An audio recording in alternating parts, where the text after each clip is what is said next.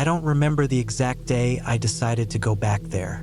It was around late October of 2019. The weather was starting to turn. In Missouri, that time of year always feels like the edge of something cold and still. You feel it in the wind before the trees drop their last leaves. Everything's too quiet, and I guess that's what I wanted, quiet. I've been working nonstop at a tire shop just outside of Columbia, Missouri.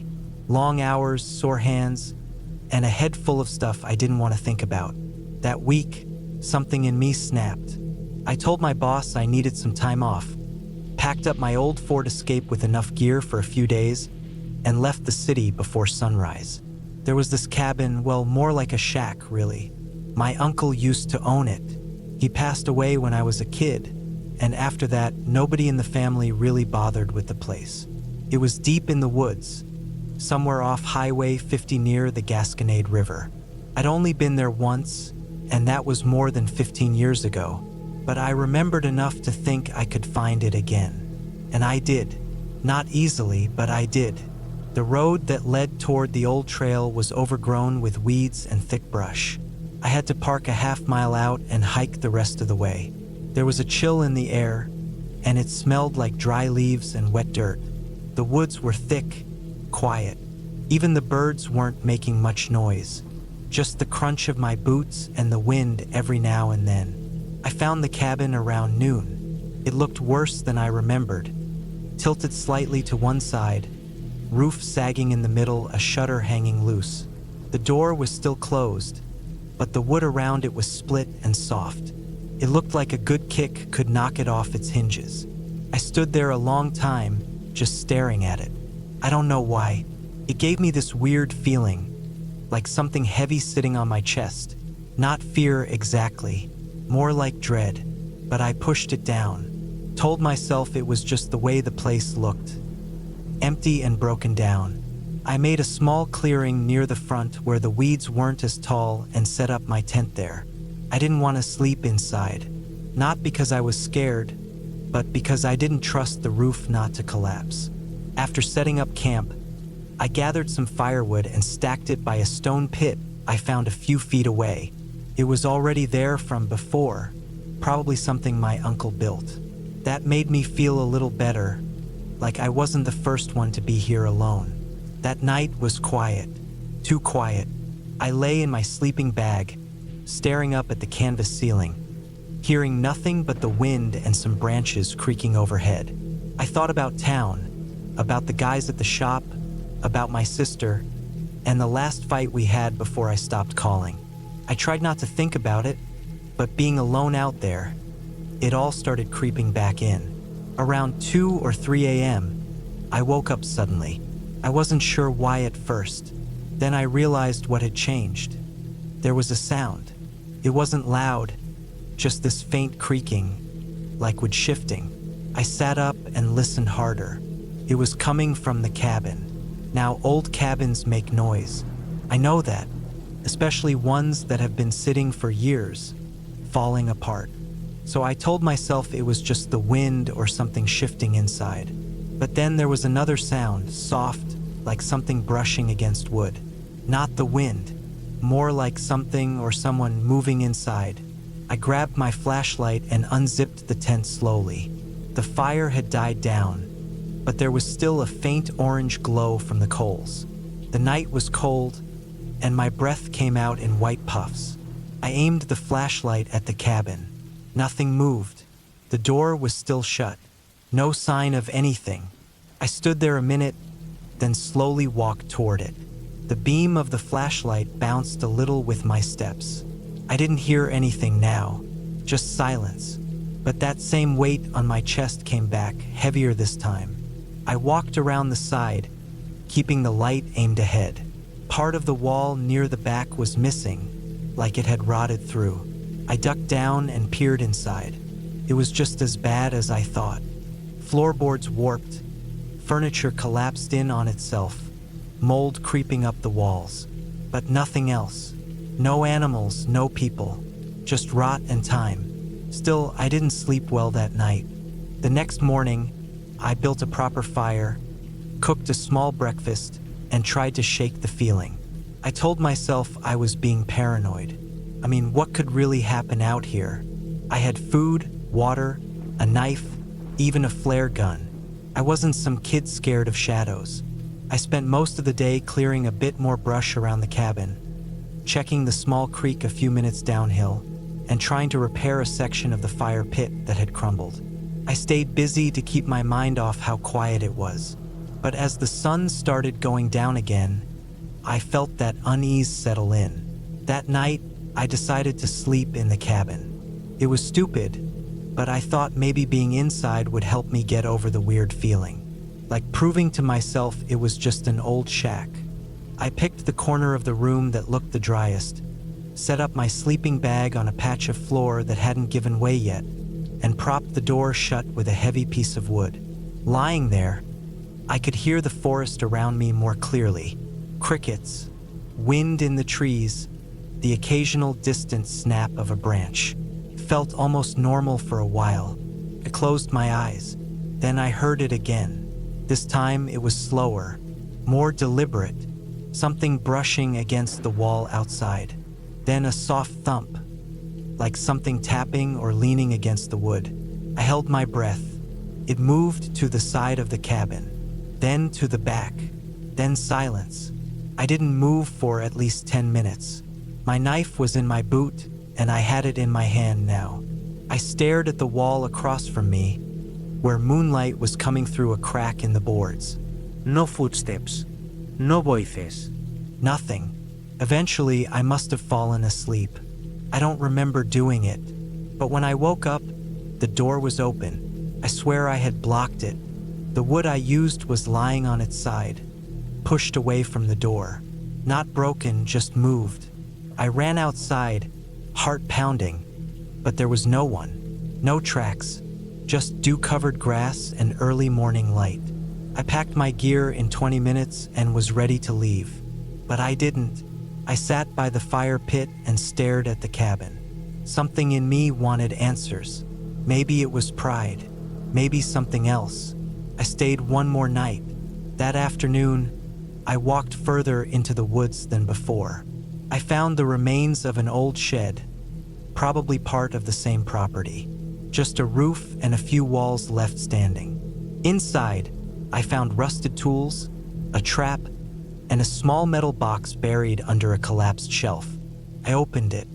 Inside were old Polaroids, grainy, color-faded. All of them were of the woods, the cabin, a man I didn't recognize standing near the creek, and one of a rope hanging from a tree. No people in that photo, just the rope, tied like a noose, dangling from a thick branch. I stared at that one the longest. Something about the angle of the shot made it look recent. The trees were bare, the light gray and flat, like how it had been just yesterday. I kept the box and walked back, heart racing. When I got back to camp, everything looked untouched, but my tent zipper was open. Not all the way, just an inch or two, like someone peeked inside. That night, I didn't sleep. I sat by the fire with the box beside me and the knife in my hand. I didn't go back inside the cabin. Every sound made me jump. I kept looking at the trees, waiting for movement. At one point, around 1 a.m., I heard footsteps. Not an animal.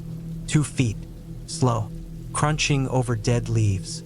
They stopped near the cabin. Then silence. I waited. My muscles were stiff from not moving. Then the sound started again, this time moving toward the back. I stood up slowly, backing toward the trail that led to the road. And then I saw it, just for a second between the trees. A man, not moving, just standing there maybe 40 feet away. He wore dark clothes, and I couldn't make out his face. But he was watching me. I know he was. I didn't wait to find out anything else. I left the fire. I left the tent. I didn't even take my backpack. I ran, full sprint through the woods, flashlight in one hand, knife in the other. I didn't stop until I reached my car. I drove without looking back. I never told anyone what happened. I don't even know what to say. I went back there a month later during the day just to see. The tent was gone. So was the metal box. But the cabin was still there, empty and silent. I don't know who he was or what he wanted. But that place, that cabin, it wasn't abandoned. Someone had been using it. And I was never supposed to come back.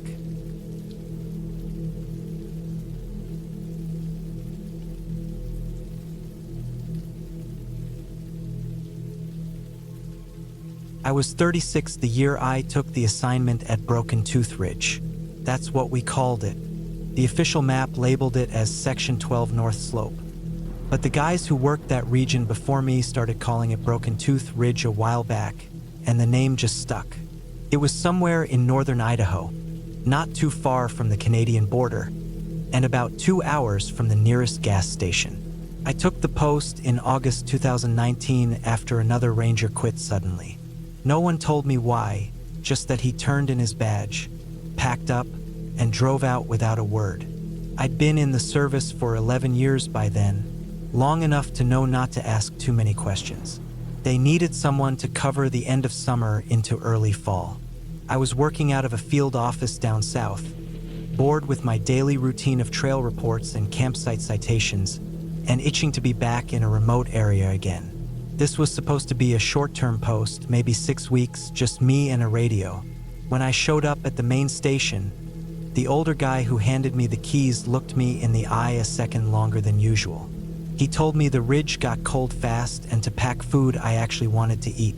The cabin itself was more like a large shed made of thick, pressure-treated logs, with a narrow porch and a metal chimney that leaned slightly left. It sat near a dry creek bed that wound through the slope, and behind it, the ridge rose in sharp stone angles and thick pine. The only way in was a gravel trail that could barely pass for a road. They issued me a beat-up Park Service truck with a busted passenger window and a rear axle that creaked like hell every time I turned. It didn't matter. I liked the isolation. I told myself I needed the quiet. Inside, the cabin had one bedroom with a bunk, a wood stove, a small table with 2 chairs, and a shelf stacked with emergency supplies, matches, canned food, a solar charger, and old Ranger logbooks going back years. I spent the first day stocking the shelves with my own stuff. Mostly dry goods, some jerky, canned fruit, water tablets, and a bottle of whiskey I didn't plan to touch unless things got real boring. There was a thick binder of maps and a folder with patrol schedules. I flipped through the schedule. It had been written out by hand, a few scribbles here and there, with only 3 names listed over the past 2 years. One of those names had been scratched out. The days passed slowly at first. I woke with the sun, checked my assigned trails, and filed notes in the evening. It was a quiet patch, no hikers, no campers, not even signs of animal activity in some areas. That was strange. Usually this time of year you'd see signs of elk or black bear movement, maybe the occasional tracks near the ridge trails, but the land felt empty in a way that didn't make sense. On the 5th day, I hiked the northern boundary trail. It ran up and around a narrow cliffside section, then descended into a patch of burned forest from a fire years ago. Halfway through the loop, I found a pair of torn hiking boots sitting on a rock, both laces missing, dried out like they'd been there a while. No footprints, no animal markings, no pack or gear nearby. I marked the location on the map and made a note to log it when I got back. That night, something kept me awake. It wasn't a sound exactly. It was more like I couldn't settle. The air felt too still, too quiet. The wind had died down completely, which made the silence heavier. I got up around 2 a.m., stood on the porch and listened. Nothing. No bugs, no distant owl calls, no trees shifting in the breeze. Just cold, black quiet. I told myself it was altitude playing tricks on me. By the 2nd week, I started noticing more strange things. On one patrol, I found a shredded thermal blanket twisted in the branches of a pine tree, nearly 20 feet up. It looked like it had been tossed or carried there, not just blown in. Another day, I passed a boulder field and spotted a small pile of bones. Rabbit or squirrel? stacked in a neat triangle. People did weird things in the woods sometimes, so I didn't overthink it. Then I found the outpost journal. It was buried behind some water jugs in the emergency storage bin. Not part of the official logs, just a green notebook with frayed corners and no name on the cover. Inside, the entries were dated, the handwriting shaky and uneven. The first few pages were normal. Weather notes, trail updates, animal sightings. But after that, things changed. Whoever wrote it had started documenting noises. Heavy steps outside the cabin, lights seen moving in the forest at night, things going missing. One entry read, asterisk, heard something dragging along the walls last night. No prints in the morning. Don't trust the ridge. Too many things don't line up. This place isn't right. Asterisk, the last page just said, asterisk. I saw a man watching from the ridge line. He didn't move. Watched all night. I can't sleep anymore. Asterisk, there was no name, no signature. I closed the notebook and slid it into my bag. I didn't want to leave it behind. A few nights later, I woke up to a sharp knock on the back of the cabin wall. Not the door, the far wall near the stove. It was a single thud like a hard punch. I sat up in the bunk, heart pounding, and waited. Nothing else. I grabbed the flashlight and swept the beam across the room. Nothing. I pulled on my boots, took the rifle from the gun rack, and stepped outside. The air was cold, and the sky was overcast, blocking out the moon. I moved around the back of the cabin slowly, listening. My breath fogged up in front of me. I didn't see anything, but the pine needles near the wall had been disturbed, like someone or something had walked through them recently. No prints though, just flattened needles. I didn't sleep the rest of the night. I kept the rifle by the bed, ears tuned to every creak in the wood. I thought about calling it in, but what would I say? I heard a knock and found some old bones? The station would think I was cracking up. I told myself I'd finish the assignment and head home. Just 2 more weeks. Then, a few days later, I followed a faint path near the ridge line and found something that didn't make sense. It was a small makeshift camp. Just a tarp, a fire pit filled with black ash, and a pile of old cans and wrappers. Someone had been living out there recently. I scanned the area and saw a rope tied between 2 trees, and hanging from it were small pieces of cloth, tied like flags. Each one had a mark on it. Symbols, lines, crosses, even what looked like pieces of hair tied into the knots. There were no signs of whoever had made it. I radioed the coordinates in as an abandoned transient site and hiked back to the cabin. That night was the worst. It started with the sound of footsteps on the roof. Not animals, these were slow, heavy, deliberate. Step, step, step. I froze in the bunk, heart hammering, counting each footfall. Then silence. A moment later, something tapped the stovepipe. Metal echoed through the cabin. I jumped up, grabbed the rifle, and ran out the front door, pointing the light up. Nothing was there. I circled the cabin twice, checked the trees, the brush, the path. No one. The roof was too high to climb without a ladder, and nothing had fallen on it. I stayed outside until sunrise, leaning against the wall with my rifle in my lap. That morning, I called in a false equipment malfunction and requested to be pulled from the post early. They told me it'd be 4 days before someone could drive out and cover the ridge. I didn't argue. I just said I'd wait. I kept the cabin locked tight after that. I stopped patrolling and stayed near the porch, watching the tree line. I didn't sleep more than an hour at a time. Every so often, I'd see movement near the creek bed, just quick shadows, nothing clear. Could have been animals, but I never saw animals. On the last night, the door handle jiggled. It was around 3 a.m. I was wide awake, sitting at the table with the stove lit. I heard the metal latch move like someone was trying to open it. Slowly, gently, I stood up, rifle in hand, and walked to the door. I didn't open it. I just stood there listening. The handle moved once more, then silence. I stayed by that door until morning. When the relief ranger finally showed up, I didn't say anything. I handed over the key, told him the food shelf was stocked, and walked straight to the truck. He looked confused but didn't ask questions. As I drove back down the gravel road, I passed the same ridge I'd patrolled just 2 weeks earlier. I looked up and, for a split second, I saw a figure standing between two trees, tall still, watching. I didn't stop. When I got back to headquarters, I handed in the notebook I found, along with a brief report. I left out the strange stuff, just said the post felt isolated and I suspected transient activity in the region. They nodded, took my paperwork, and didn't ask much else. 2 weeks later, I got a call from a ranger I knew. The guy who replaced me never checked in after his 4th day. They sent out a search team, found the cabin empty. Truck was still parked outside. Rifle was missing. Inside, they found the table flipped over and the bed torn apart. No sign of the ranger. They never found him. I never went back.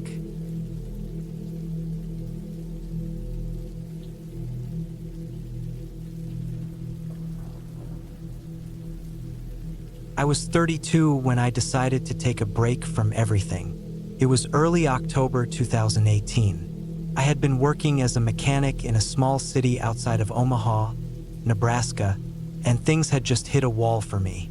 My girlfriend had left a few months earlier. My dad had a stroke the year before and had passed in May, and I just felt like I couldn't breathe right anymore.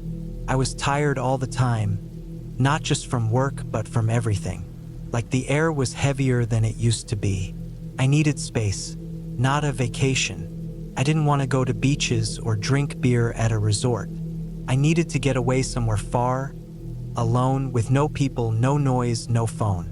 I started looking at listings online and found a small old hunting cabin for rent deep in the mountains of northern Wyoming, close to the Bighorn National Forest. The listing said it was rustic, off-grid, no electricity or running water, and the nearest paved road was 15 miles away. That sounded perfect. I rented it for 2 weeks. The owner didn't even meet me. He just mailed me the keys and said to leave them under the mat when I left. He warned me there was no cell service and to bring everything I needed because there was no store nearby. That was fine by me. I loaded up my old truck with gear, food, bottled water, sleeping bag, basic tools, lanterns, batteries, a hunting knife I had for years, and a few thick books. I also brought my dad's old bolt-action rifle. I didn't plan on hunting, but it made me feel safer having it around, especially in bear country. It took me 10 hours to get there. The last few hours were rough. I drove on a narrow dirt trail with branches scratching against the side of my truck, twisting up and down the sides of hills with steep drop-offs. There were no signs, no fences, nothing but woods and rock. Eventually, I found the place. The cabin sat at the edge of a small clearing with dense trees all around. Behind it was a slope that led up into thicker forest, and to the right of it was a half-collapsed shed. You could tell nobody had used the place much in years. It was small, just one room with a cot, a wooden table, 2 chairs, a rusty old stove, and a wood-burning heater in the corner. There were cobwebs in the rafters and mice droppings on the floor, but it was solid. The windows had latches. The door locked tight. I unpacked, swept the place out, and got a fire going in the stove. That night, I sat in silence, eating cold beans from a can, wrapped in my jacket, staring into the flame. I felt calm for the first time in months. The first few days passed slow and quiet. I didn't do much, just read, took walks around the woods, chopped a little wood, made fires, and tried to let my mind settle. I liked waking up to nothing but the sound of wind through trees and birds echoing in the distance. I didn't hear a single car or plane the whole time. Not once. It was like the world had gone silent. The air was crisp that week. You could feel winter pressing at the edges, but it wasn't here yet. Every morning I'd wake up cold, breathe into my hands, start a fire, boil some water, and sit with a blanket around me, staring out the window. There was something about watching fog lift off the trees that made me feel like time didn't exist anymore. But the quiet started to feel heavy after a while. By the 5th day, it got in my head. There's a certain kind of silence in places like that that doesn't feel peaceful. It feels like something is holding its breath. On the 6th night, I went out to use the bathroom, just a tree out past the shed I'd been using. I had my flashlight with me. It was nearly out of batteries, so the beam was faint. The woods were dark. No mon. I stepped carefully across the crunchy leaves and broken twigs, trying to keep my footing. That's when I saw it. Something moved behind the shed. At first I thought it was a deer. I froze, waited, didn't hear anything, then moved the beam slowly toward where I thought I saw it. The flashlight flickered, and I hit it against my palm. Then I saw it again. A flash of pale skin, just a glimpse, like someone's face peeking around the back corner of the shed. I blinked, stared hard, but it was gone. I felt a tightness in my chest. I didn't move. I didn't breathe. I just listened. No sound, not even leaves rustling. I backed away slowly, not turning my back to the shed. When I got to the door of the cabin, I stepped inside and locked it. I stayed up that night with the rifle across my lap. I didn't sleep. I told myself it was probably just my imagination or some animal, but it didn't feel like that. I'd seen enough deer in my life. This didn't move like one, and deer don't peek at you from behind sheds. The next morning, I walked out there with the rifle. It was daylight and everything looked normal. The shed was falling apart. One side caved in, the roof rotted through. I circled it slowly. Nothing. No footprints, but the ground was dry. I peeked inside. Just some old tools, a broken shovel, some rusted cans, and a pile of moldy firewood. Nothing out of the ordinary. Still, I couldn't shake it. That feeling, like something had been watching me. I almost packed up and left that day. I came close, but I told myself I was overthinking it. I didn't want to run just because I got spooked. I'd made it 6 days already. I could do the full 2 weeks. That was a mistake. That night, I heard footsteps. It was around 2 a.m. I was half asleep when I heard leaves crunching outside. Slow, deliberate steps. Not an animal. I know the difference. This was someone walking. Person. I sat up slowly. The fire was almost out. I didn't move. I just listened. The steps circled the cabin. They moved from the front to the side window. Then silence. I stayed still, heart pounding, rifle in my hands. Then something tapped the window, just once. A light tap, fingernail against glass. I didn't move. Tapped again, slower this time. Then I heard it walk away toward the trees. I stayed frozen until sunrise. When the light came up, I stepped out, rifle ready. Nothing around. No footprints I could see. I walked the entire perimeter. Nothing. But now I knew I wasn't alone. I stayed inside the rest of that day. I didn't eat much, just waited. Jumped at every sound, every gust of wind or creaking wood. That night, I pushed the table and chairs in front of the door. I loaded the rifle and sat with my back to the wall, staring at the windows. I had one lantern going low and my flashlight ready. Around midnight, I heard something again. This time it was slower, just 1 or 2 steps at a time. Closer, then silence, then a long, slow drag against the wall, like someone dragging a stick or their hand across the outside of the cabin. I didn't move. I didn't even blink. The sound circled the entire place. Drag, stop, drag, stop. It made its way around to the window across from me. I pointed the flashlight toward it and clicked it on. A face, pressed against the glass. White skin, sunken eyes, thin lips. I couldn't make out the features well. It was only there for a second. Then it was gone. I almost screamed. I jumped up, knocking the lantern over. The cabin went dark. I scrambled to relight it with shaking hands, heart racing. When I finally got it back on, I stood there, rifle raised, sweating. I didn't hear anything else that night, but I didn't sleep. I watched the window until the sun came up. The next day I packed. I didn't care anymore about finishing the 2 weeks. I had to get out. But when I stepped outside, I found something in the dirt. Footprints. Bore. Human. They went from the woods to the shed, then to the cabin, then disappeared back into the trees. That confirmed it. Someone was watching me.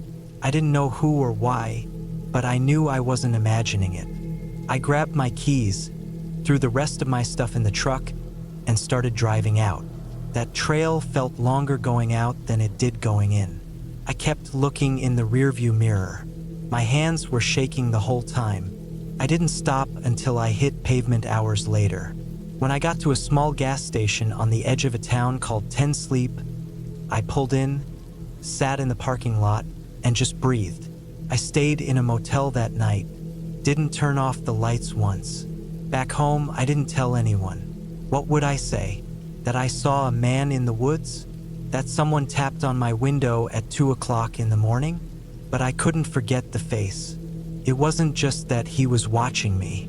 It was the way he moved, the way he stayed silent, the way he didn't run or hide, like he wasn't afraid of being seen, like he wanted me to know he was there.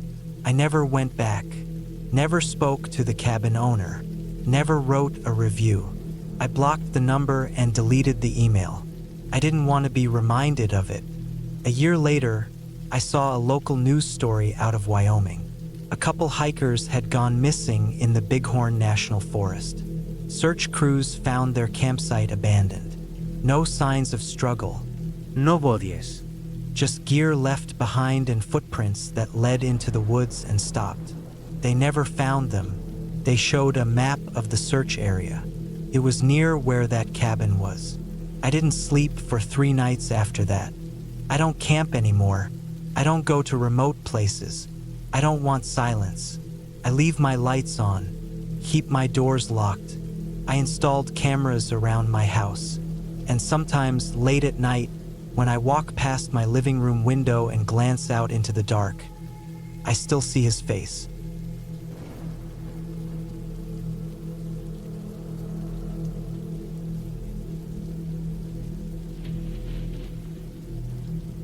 Back in the fall of 2018, I was 34 years old and looking for a break from everything. I'd gone through a rough patch.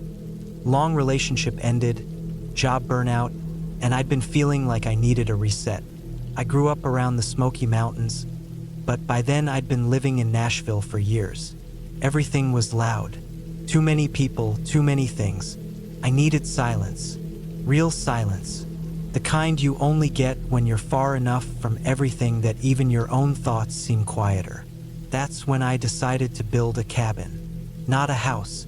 Not some luxury off-grid place you see on Instagram. Just a small cabin I could get up in a few days. For walls, a roof, nothing fancy. I wasn't new to this kind of thing. My dad was a contractor, and I'd worked with him during summers growing up. I wasn't a pro, but I could manage if I planned it right.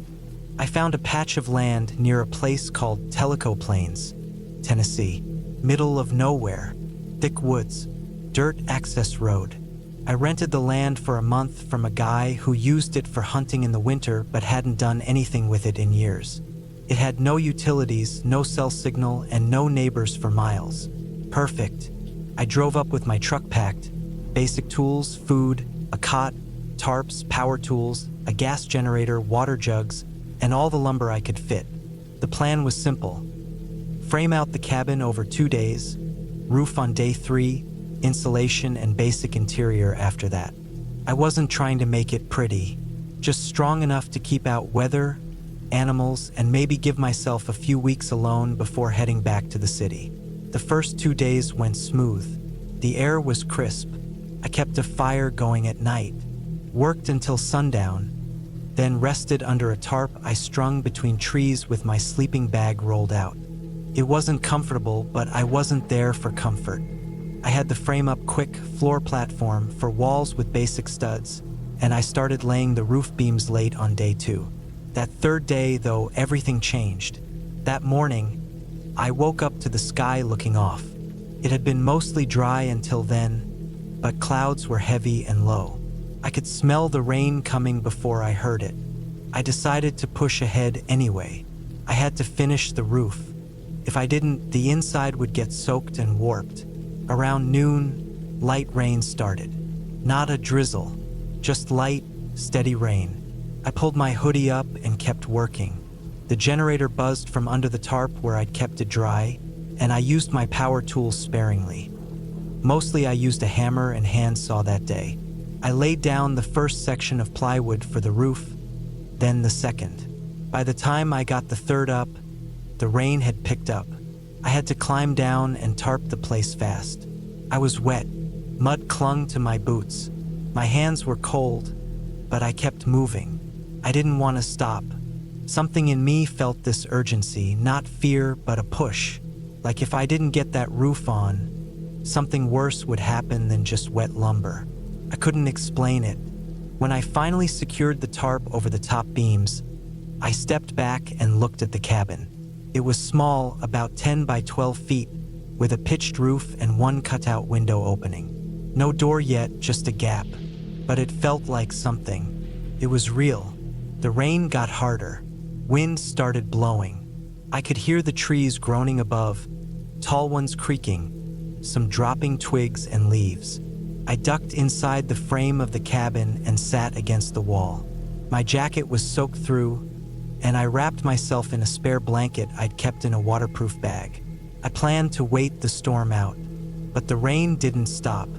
By 5 p.m., it was a full storm, the kind that shakes branches loose and turns trails into streams. Thunder rolled through the hills, not sharp, but distant and low. The tarp above flapped and snapped as the wind picked up. Water dripped down the inside walls where the tarp wasn't tight enough. I lit my lantern and tried not to think too much. That's when I heard something strange. It was a sound, but not thunder, not wind either. A short, dull thump, like something hitting the outside wall. I froze and waited. Then another thump. Not hard, just enough to make you notice. Like someone dropped a boot against the wall. I got up and looked out the gap where the door would go. Rain blurred everything. Trees swayed. Nothing moved in front of me. I stepped out with my flashlight and swept the beam across the clearing. Nothing, just forest, rain, and mud. I walked around the side of the cabin where I thought I heard it. Checked the ground. Saw a few larger branches scattered, but nothing that would explain the sound. Maybe something had dropped from above, hit the tarp or beam. I went back inside, chilled now. I felt the cold in my jaw, in my fingertips. The wind was cutting through the seams in the tarp. My firewood was wet. I had a small camping stove, and I lit it to warm a can of stew. It hissed low, steady, and gave off some heat. I sat near it, knees pulled to my chest, trying to keep my socks dry. The thumping came back, this time louder. Not once, 3 times. Slow. Thump, thump, thump. I stood up fast. My heart was racing. The hammer I'd been using earlier was still on the floor. I picked it up and walked to the door opening again. The rain was coming in sideways now. I couldn't see more than 10 feet out. The flashlight beam bounced off sheets of water. I waited, a full minute. Nothing moved. I told myself it had to be the wind. Something loose on the frame, maybe a beam shifting slightly. I walked around inside, checking everything. Kicked the frame. Nothing creaked like that. Nothing explained that sound. I tried to sleep anyway. I laid the cot down in the corner away from the wind, wrapped myself in the blanket again and rested the hammer beside me. The storm didn't let up. It just kept going. Non-stop. Hours passed. I checked my watch. Almost 2 a.m. And then I saw something. A shadow passed across the doorway. Not fast, not running, just a shape. A dark, clear outline against the dim light of the storm. My breath caught in my throat. I didn't move. My heart thudded in my ears. I stared at the open door for what felt like a full minute. My hand was already on the hammer. I didn't blink. No sound. No more shadows. Finally, I got up and stepped forward. Slowly, quiet. I pointed my flashlight out again. Swept left. Swept right. Nothing. But my gut was twisted up in knots. That wasn't an animal. I knew animals. This was something walking. 2 legs. I didn't sleep the rest of the night. The next morning, the storm let up. Still gray and wet, but the hard rain had passed. I walked the area around the cabin. That's when I saw the tracks. Mud preserves things. Even in rough rain, you can catch footprints if they're deep enough. On the north side of the cabin, leading around toward the doorway, were prints. Shoe prints. Not boots like mine. Smaller. Worn treads. Maybe sneakers. There were at least 5 of them before the trail faded into the soaked ground. Someone had been there. No doubt now. No guessing. Someone had walked around the cabin in the middle of that storm. I looked deeper into the woods. Nothing but trees and fog between them. It was cold, damp, and quiet now. But I didn't feel safe anymore. Not even close. I packed up that morning. I didn't finish the roof. I didn't seal the window. I left behind the unused lumber and the extra tarp. I tossed everything else back in my truck and drove out, the tires sliding in the mud as I climbed the old forest road. I didn't go back. I called the landowner and told him I was done early. Paid him the rest of the rent anyway. He didn't ask why. Weeks later, back in Nashville, I kept thinking about it. That cabin, that shadow, those footsteps. I ran through every possible explanation. A lost hiker? Maybe. But in the middle of a storm that bad? With no vehicle near, no sign of a camp, no supplies? The way that shape moved a calm. Intentional. Not someone panicking or stumbling. They were watching. That's what stayed with me. The feeling I had while sitting inside those walls, alone, soaking wet, and knowing someone was out there, just standing in the rain close enough to touch the wood. I haven't built anything since. Not even a shed in my backyard. I still wake up some nights thinking I hear that same dull thump on my wall. And I never leave a door open anymore. Not even for a second.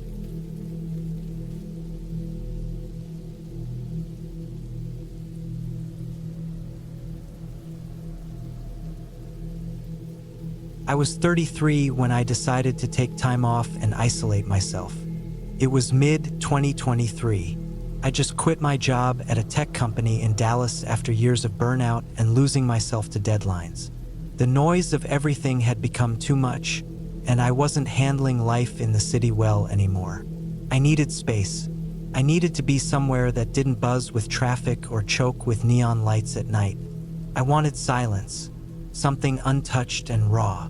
I remembered a documentary I'd watched about small conservation cabins scattered across the outer reaches of the Amazon rainforest in Brazil.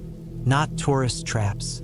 These were rugged, semi-abandoned shelters that had been set up years ago by researchers and environmentalists, then left to the weather. Some could still be accessed if you knew who to call and how to get there.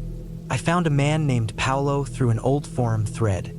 He still kept track of a few of the cabins and offered to fly me in and back out by float plane. It wasn't cheap, but I didn't care. I didn't tell anyone where I was going. I figured a month in total silence, deep in the jungle, would reset something in me. Maybe I'd write, maybe I'd just hike and breathe and listen. I didn't want to be found. I didn't think about the dangers too hard either. No phone reception. No rescue. No quick exit. I liked that idea too much to worry. The cabin was located roughly 60 kilometers from the nearest small village, near the Rio Purus. It was small, made from thick, dark wooden planks with a steep metal roof and a wraparound porch. It sat on short stilts above the jungle floor. No electricity, a rainwater tank on one side, a generator and some backup fuel drums under a lean-to. Inside, it had one room with a bed, a small table, a broken-down gas stove, and a thick smell of damp rot and dust.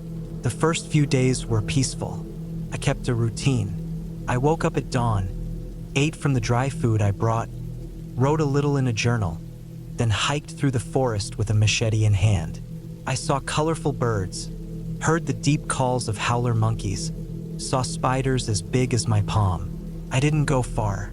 I stuck to an old, barely visible trail that ran along a ridge near the river.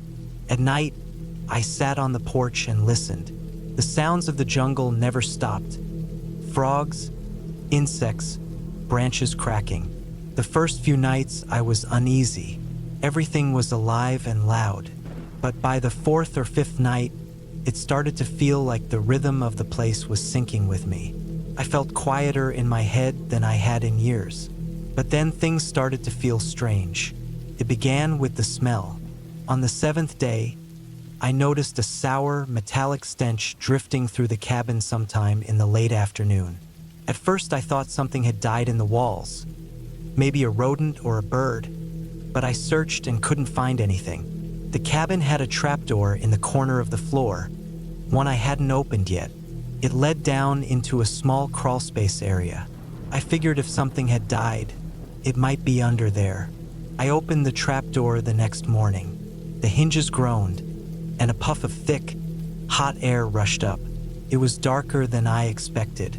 The underside of the cabin was just a dirt floor, with a few wooden support beams and some old crates. I lowered myself down and shone my flashlight around. That's when I saw it. At the far end of the crawl space, tucked behind two large plastic barrels, was a shape covered in a thick tarp. Something about the way it slumped looked wrong. I moved closer. The smell got worse. I stepped around the barrels and crouched down. The tarp had dried blood along the edge. Not old stains, not completely black yet. Still red in places. I didn't want to touch it, but I had to know. I pulled back a corner of the tarp and immediately staggered backward. I almost dropped the flashlight. It was a man, or what used to be one. His body was bloated and slick, the skin already splitting in places. His clothes were soaked through and stuck to his body like glue.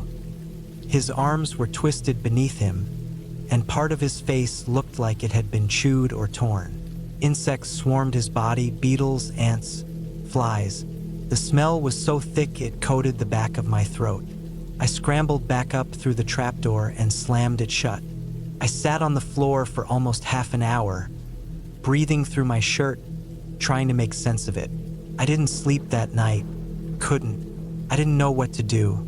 There was no way to contact anyone unless I hiked for days or waited for Paolo to come back. And he wasn't due for 3 more weeks. I kept trying to tell myself the body must have been there before I arrived. Maybe a poacher or a researcher. Maybe he died from exposure. But the tarp, the way he was hidden, someone had tried to conceal him. That's what scared me more than anything. The idea that someone else had been here recently. Someone who had reason to hide a body under the cabin. Maybe they were still in the area. Over the next few days, I couldn't relax. I stopped going for long hikes. I checked the trail often to see if it looked disturbed. I kept the machete with me at all times. At night, I thought I heard movement outside. Not animals, something slower, heavy. I'd shine my flashlight off the porch, but the jungle always swallowed the light. On the 11th night, I found footprints. They weren't mine. They were damp prints, pressed into the mud behind the cabin near the edge of the water barrel. Bare feet, wide and flat, too big to be mine. The prints led up to the porch and then disappeared. I checked the trapdoor again, half expecting the body to be gone. But it was still there. Worse now, more swollen. The smell made me gag.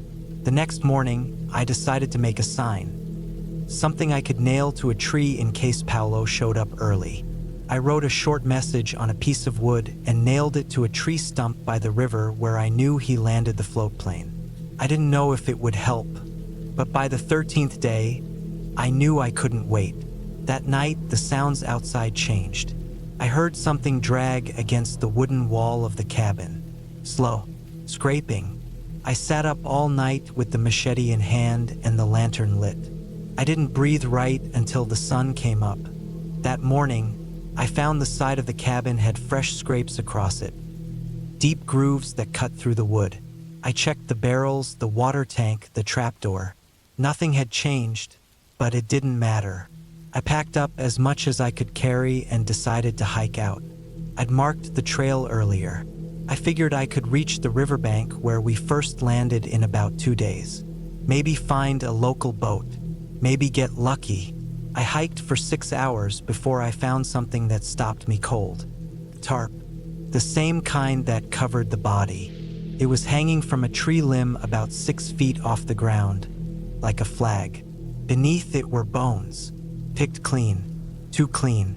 Ribs, a jaw, parts of a spine, all laid out like someone had arranged them. I backed away slowly and started back toward the cabin. I didn't want to be out in the jungle at night with whatever had done that. When I got back, the cabin door was open. I was sure I'd latched it shut. I didn't go inside right away. I circled around to the back, machete drawn. The prints were back in the mud, bare feet, this time smaller. I stepped onto the porch and pushed the door open with the blade. The smell hit me immediately, not from under the floor, but inside. The whole cabin stank of death. The table was overturned. The blankets on the bed were ripped apart. My food supplies were scattered. Something had torn into the packs. I turned to leave, and that's when I saw the camera. It was a small trail camera, one of those battery-operated motion sensors used to monitor wildlife. It was wedged into the corner between 2 beams near the ceiling.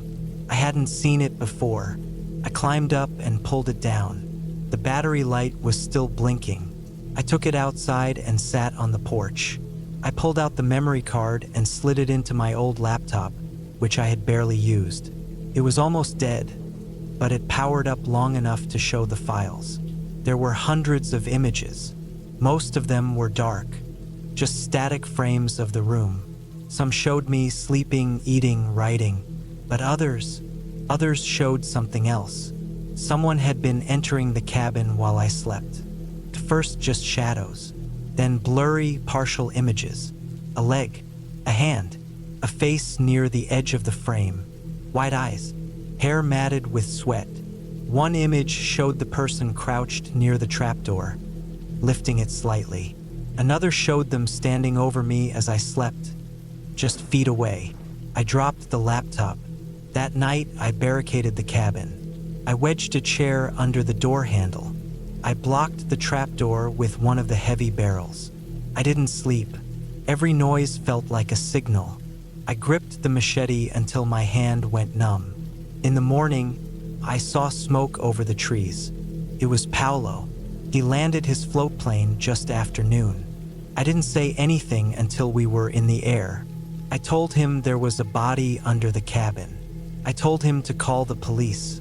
He didn't say much, just nodded, his mouth tight. The cabin burned 3 days later. I don't know who did it. Paolo said it caught fire before the authorities arrived. Maybe it was lightning, maybe something else. I didn't ask for the details. I didn't want them. I never went back to Brazil. I don't hike anymore either. I don't sleep without checking every door and window 3 times. I still dream of the face in the camera. I still smell the rot when I close my eyes. Someone was living under that cabin before I got there. Someone who watched, waited, knew I couldn't leave. And the worst part? That body under the floor wasn't their first. It was just the one I found.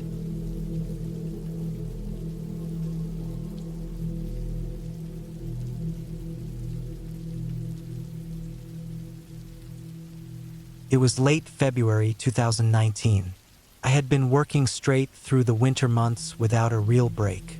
I lived in Leicester, but my job as a welder kept me around the industrial estates near Birmingham most days. Things had been dragging me down. Long shifts, heavy noise, late hours. I needed a break from everything. So I booked a long weekend, Friday through Monday, and decided to drive up north and spend a few days alone at a cabin that my uncle had once used near the edge of the North Pennines. He had passed it down to me a couple of years ago, but I had never really found the time to go. The place was old, tucked far off from any main roads, about 5 miles past a village called Alston. It sat near a frozen stream, surrounded by woods and hills. There was no signal out there, no Wi-Fi, no neighbors, just a wood stove, a gas generator, and silence. That was what I thought I needed. I packed simple, just food, a change of clothes, some firewood, a lantern, and a heavy winter coat. The weather had been rough lately, snowstorms in the hills and temperatures well below zero at night, but I wasn't worried. The car could handle it, and the cabin had been built solid. My uncle had used it to hunt and camp in for years. I got there just before dark on Friday. The road to the place was nearly invisible with snow, but I followed my uncle's old directions and finally found the narrow dirt path that curved through the trees. The tires crunched over the frozen ground. After 2 more turns, the trees thinned, and the cabin came into view. Just one story, pitched roof, a porch, and a small shed next to it with a chopped wood pile. Everything looked still, untouched. The only tracks in the snow were mine. I parked off to the side and unlocked the front door. The key stuck, but it turned with a firm twist. The air inside was dry and cold. I lit a fire in the wood stove right away and unpacked.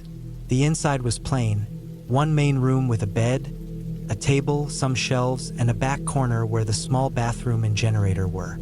There was a single window at the front, another in the back. No curtains. The first night passed quietly. I read a bit by lantern light, ate Kent's stew, and went to sleep early. The fire kept the place warm enough through the night, though I woke up around 3 shivering and had to toss more logs into the stove. The wind outside never stopped, kept hitting the side of the cabin like hands brushing against the wood. Saturday morning, I stepped outside to use the outdoor toilet near the shed and stretched my legs. The snow had stopped, and the clouds had cleared a bit. The trees looked sharper, more still. It was about 20 degrees, maybe less.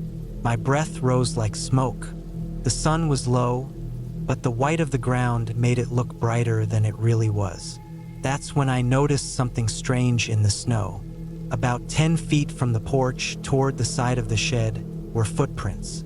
Not mine. They weren't there the night before. I would have seen them. These were long, deep tracks.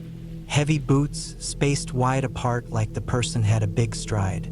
They started near the edge of the woods and stopped a few feet from the side of the cabin, just below the window. Then they turned back around and disappeared into the trees again. I stood there for a minute, staring at them. It didn't make sense. I hadn't seen anyone since I got there. No vehicles, no smoke from anywhere nearby, nothing. I checked my own tire tracks, they were untouched. That meant whoever had been out there had come through the woods on foot. I followed the prints for a short way, maybe 15 or 20 steps, but the snow had started to crust at the top, and the prints were already half filled from wind. They disappeared completely by the thicker trees. I told myself it could have been a hiker, maybe someone out hunting, checking on property, or even just lost. But something about how the tracks came straight to the window and turned back didn't feel right. They didn't pass by. They stopped. Someone had been standing there, looking in. I walked around the cabin, checked the windows, and made sure the door locks were fine. Nothing was broken, nothing was forced. Still, I felt uneasy. The rest of Saturday was quiet, but the feeling stayed. I didn't go for a walk like I'd planned. I stayed near the cabin, listened for sounds, and kept the fire going. Around 5 p.m., clouds moved in again, and snow started falling. Big, slow flakes that dropped straight down like feathers. I stayed up later that night, Not reading, just watching through the window. I had a clear view of the path between the trees. I didn't see anything. I finally went to bed around midnight, locking the door behind me and setting a piece of metal pipe across it for extra weight. I left the lantern on low. Around 2:40 in the morning, I woke up suddenly, not from a sound, but from a feeling, like something was wrong. I sat up, listening. The fire had died down, and the cabin was almost completely dark except for the faint glow from the lantern. I couldn't hear anything but the wind.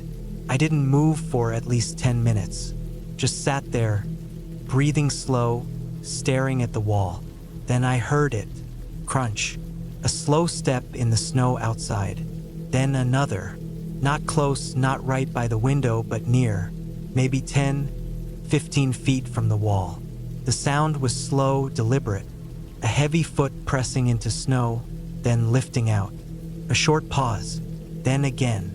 I reached for the axe I'd brought in earlier and held it across my lap. The steps stopped. I waited. My heart was pounding, but I didn't dare get up to look. I sat like that for a long time, maybe 30 minutes. Nothing moved. Then I heard the wind again, only the wind. In the morning, I went outside. New tracks, the same pattern. Straight from the woods to the cabin, this time around the side and past the back window. They looped around, then disappeared again in the trees. But what chilled me the most was that there were two sets. The new ones were slightly larger, and they were side by side for a while. At some point in the night, two people had come out of the woods and walked around the cabin. Still no signs of anyone else. No notes, no damage, no clue who they were. I had enough. I packed up everything before noon. The snow was lighter now, and I didn't want to risk another night. I loaded the car, scraped off the ice, and was about to start the engine when I saw something behind the shed. Just barely poking out from the snow and under a bit of tarp was a pair of empty cans and some trash. Instant noodles, energy drinks, wrappers. It wasn't mine. It wasn't my uncle's either. It looked fresh. Whoever had been watching the cabin had probably been camping back there. I didn't even bother checking the woods. I just drove, slowly and carefully, back the way I'd come. I made it to the village by early evening, and by midnight I was back in Leicester. I never went back to that cabin. I never found out who those people were, what they wanted, or how long they had been there. I checked satellite maps a few times, and the nearest house was about 2 miles away. No trails, no roads, no signs of anyone living nearby. Just deep woods and cold ground. I ended up selling the place the next year. Gave it cheap to a couple who said they wanted something isolated. I didn't tell them about the tracks. I didn't tell anyone for a long time. But every now and then, when winter comes around and the snow starts to fall, I remember that sound. The slow, heavy crunch of footsteps in snow, moving toward the window in the middle of the night, and I wonder how long they stood there, looking in. And why?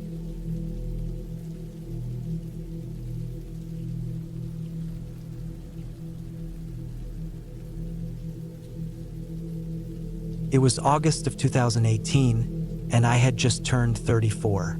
I was working long hours in Seattle, mostly in a small tech company that never really gave anyone a proper break. Burnout hit me hard that summer. I was tired of the office lights, the meetings, the phone vibrating in my pocket every 10 minutes.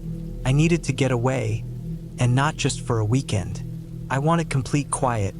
No phones, no people, no noise. So I rented a small cabin in the countryside of Montana, a few hours north of Missoula.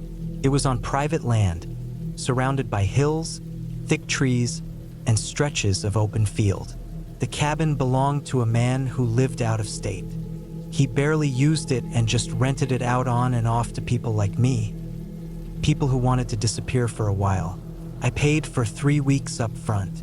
I drove out there in my old 2004 Toyota Tacoma, packed with everything I thought I needed: tools, food, books, some firewood, a portable gas burner, and a few small comforts.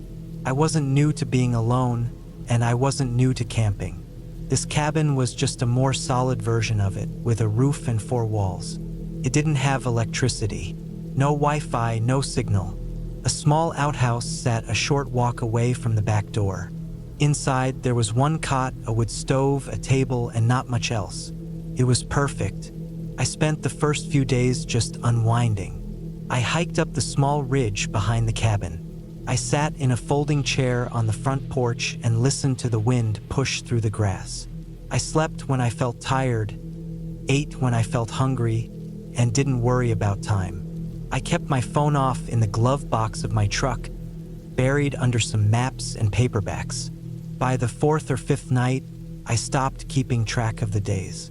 The air smelled clean and cool every morning. The sun set slow and orange every night. That's all I cared about. But the peace didn't last. Started small. One evening, just as the light faded, I was sitting inside near the wood stove, flipping through an old paperback. I heard what sounded like a branch snapping outside the front window. It wasn't windy, and I hadn't seen a single deer or elk in days, even though I knew they were out there. I got up and looked through the glass. Nothing. Just the field stretching out in front of the cabin, the shadows getting longer. I figured it was just the forest settling. But the next night, I heard it again, closer this time. It didn't sound like just a branch snapping. It sounded like someone stepping on it. A footstep. I sat there, frozen for a minute, listening. Another crack, then silence. I stepped outside with my flashlight. The beam cut across the porch and the field. Nothing moved. I walked a few yards away from the cabin and swung the light across the grass. Still nothing. I stood there longer than I probably needed to, scanning the treeline. Then I went back inside and locked the door. I didn't sleep much that night. The next day, I tried to convince myself it was a deer, a moose, maybe even a bear. But I didn't see any tracks when I walked the edge of the field that morning. The grass was undisturbed. Still, I went back to the truck and pulled out a hatchet and kept it nearby. That night was quiet. The wind picked up a little. The clouds rolled in, and there was no moon. Around midnight, I got up to use the outhouse. I took the flashlight, made the short walk out back, and as I stood out there, I felt something I hadn't felt before on the trip. I felt watched. I turned the flashlight off. I don't know why. Maybe to hear better. Maybe just instinct. I stood there in the dark, barely breathing. The only sound was the leaves rustling above me. But then I heard it again. That soft crunching noise. A step. Another step. Closer now. I didn't wait. I turned the flashlight back on and rushed back toward the cabin. The beam cut across trees, grass, and shadows, but nothing moved. I reached the door, slammed it behind me, and pushed the old wooden chair under the handle. I stayed awake until sunrise. The next morning, I decided to hike down the trail that led off the east side of the property. I hadn't used it yet. It was overgrown but still clear enough to follow. I figured I'd look for any signs, tracks, someone camping nearby, maybe even an animal path. I took my compass, a knife, and some water and started walking. About 20 minutes down the trail, I found something that made my stomach tighten. A pair of footprints. Not animal tracks, boots. Human. They were deep in the dirt, side by side, like someone had just stood there for a while. I crouched and looked at them. The size looked close to mine, maybe a bit bigger. The edges were still sharp. They weren't more than a day old. They were facing the direction of the cabin. I followed the prints for a while, but they faded into rocky ground. I circled the area but found nothing else. No campsite, no trash, no other tracks. I got back to the cabin around noon. Everything looked the same. I ate a quick lunch, but I couldn't relax. I kept walking to the window, checking the field. I didn't read. I didn't nap. I just sat there, hatchet on the table, and waited for something to happen. That night, the noise came back. This time, it was clearer. The footsteps were slower, more deliberate. I didn't even bother turning off the light. I grabbed the flashlight, took a breath, and swung open the door.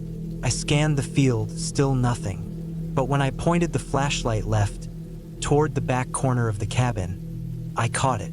A figure, just the shape of a person halfway hidden behind a tree. Too far to see a face, but I could see the arms, the legs. They were standing still, just watching. I froze. The light stayed locked on the figure. It didn't move. Neither did I. After what felt like minutes, I shouted, not words, just a loud noise. The figure turned and slipped behind the tree. I ran forward a few steps, light bouncing off trees, but they were gone. I didn't sleep at all that night. The next morning, I packed up. I threw everything into the truck in under 10 minutes. I didn't even clean the dishes. I turned the key. Nothing. The engine clicked. Then again. Click. Battery was dead. I sat there in silence. I had jumper cables, but no one else was around. The nearest road was miles away. No signal. I checked the battery, made sure the connections were tight. Still nothing. I stayed in the truck until it got dark. I figured the guy, or whoever it was, would come back. I wanted to be inside metal with the doors locked. But they didn't come. Not that night. The next morning, I started walking. I took the trail again, this time heading farther east. I knew there was a small service road if I kept going far enough. I brought my knife, some water, and the flashlight just in case. After about 3 hours of hiking, I reached it. It was empty, just gravel and weeds, but I followed it south, hoping to find someone. By late afternoon, I came across an old ranger station. It was boarded up, but it had a landline phone outside in a weatherproof box. It worked. I called a tow company in Missoula. They said they could be out in the morning.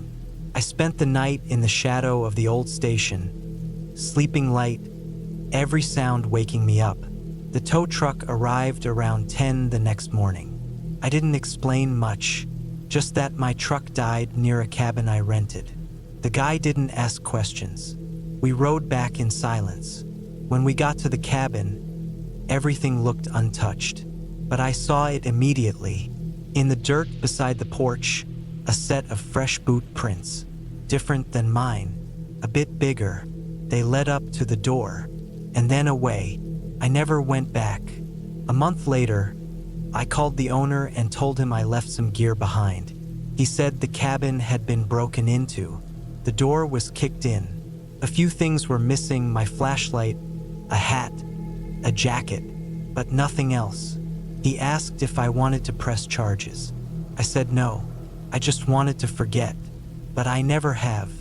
And I still don't know what scared me more. That someone was out there watching me, or that they knew I was alone, miles from anyone, and they never said a word. Just watched, quiet, waiting.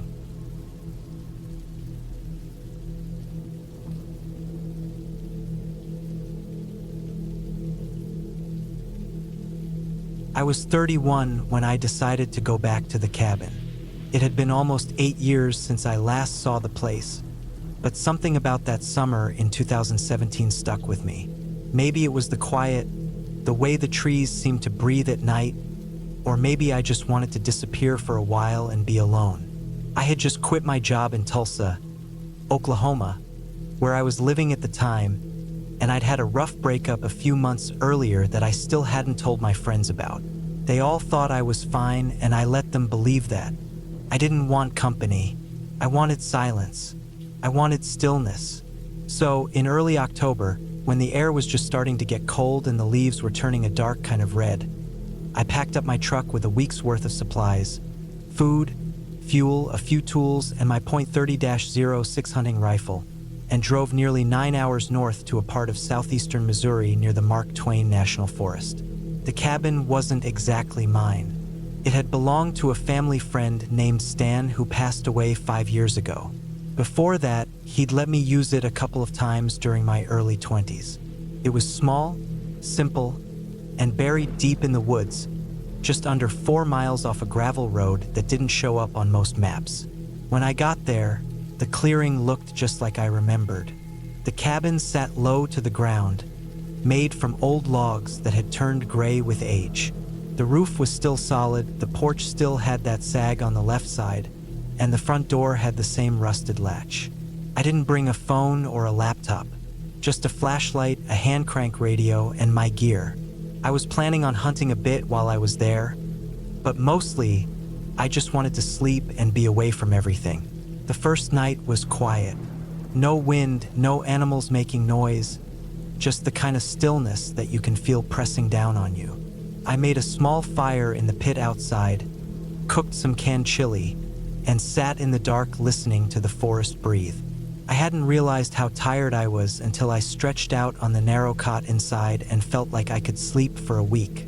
The second day, I went out a few hundred yards behind the cabin where the trees were thicker and marked some spots for hunting. I saw a few old deer tracks near a dried creek bed and thought I'd try there in the morning. I kept checking my surroundings out of habit. The woods weren't dangerous, but something about them had always made me feel watched. Not in a supernatural way, but more like I was trespassing on something that had been there long before me. That night, as I sat by the fire again, I thought I saw something move in the tree line. It was quick, just a dark shape about 40 yards out, but I didn't hear anything. No footsteps, no crackling twigs. I stood up, staring at the spot, but after a few minutes, I told myself it was probably just a deer or a shadow. Still, I went inside a bit earlier than I planned and kept my rifle next to the bed. By the third day, something felt off. I hadn't heard a single bird since I'd arrived. No squirrels either, just wind.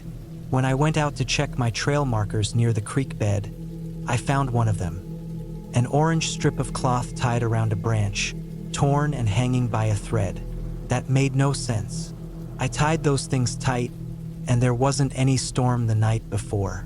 I looked around but didn't see any tracks or broken branches. I marked it again and backed off, deciding I'd hunt somewhere else. Later that afternoon, I went down to the small tool shed about 50 feet from the cabin. The lock was gone. Not broken, just gone. The metal latch was twisted like someone had forced it, and the door was cracked open about 2 inches. I hadn't touched that shed in years, and I knew I hadn't opened it this trip. I pushed it open slowly. The shed smelled like old oil and mildew. Tools were scattered across the floor. Some of them rusted, others just dirty. I didn't see anything missing, but I shut the door and nailed a board across it. That night, I didn't sleep much. Every time the wind blew against the side of the cabin, it sounded like footsteps. I kept getting up to check the windows. I even stepped out on the porch with the rifle once, just to be sure no one was out there. The woods were silent, but not in a peaceful way anymore. More like the kind of silence when you know something is nearby and it's waiting. The next morning, I found something that made my stomach turn. Behind the cabin, about 20 yards into the woods, I found fresh boot prints. Not mine, bigger, wider, and they weren't heading anywhere, just looping around the back of the cabin and then back into the trees. I didn't see any other tracks, and the leaves weren't disturbed beyond those prints. I didn't like that. I stood there a long time, just staring at the marks in the dirt, trying to think of any reason someone else would be out here. But nobody knew I was at the cabin, not even my friends. I hadn't told anyone. By the 5th day, I stopped leaving the cabin after dark. I kept the fire small so it wouldn't draw attention and started sleeping with the rifle across my chest. I hadn't seen anything else since those boot prints, but the feeling in the woods had changed. The birds were gone, even the bugs. The air felt heavy and still. That night, around midnight, I heard something brush against the side of the cabin. A dragging sound, slow. Then it stopped. I didn't move for almost 20 minutes. Then I crept to the window and looked out.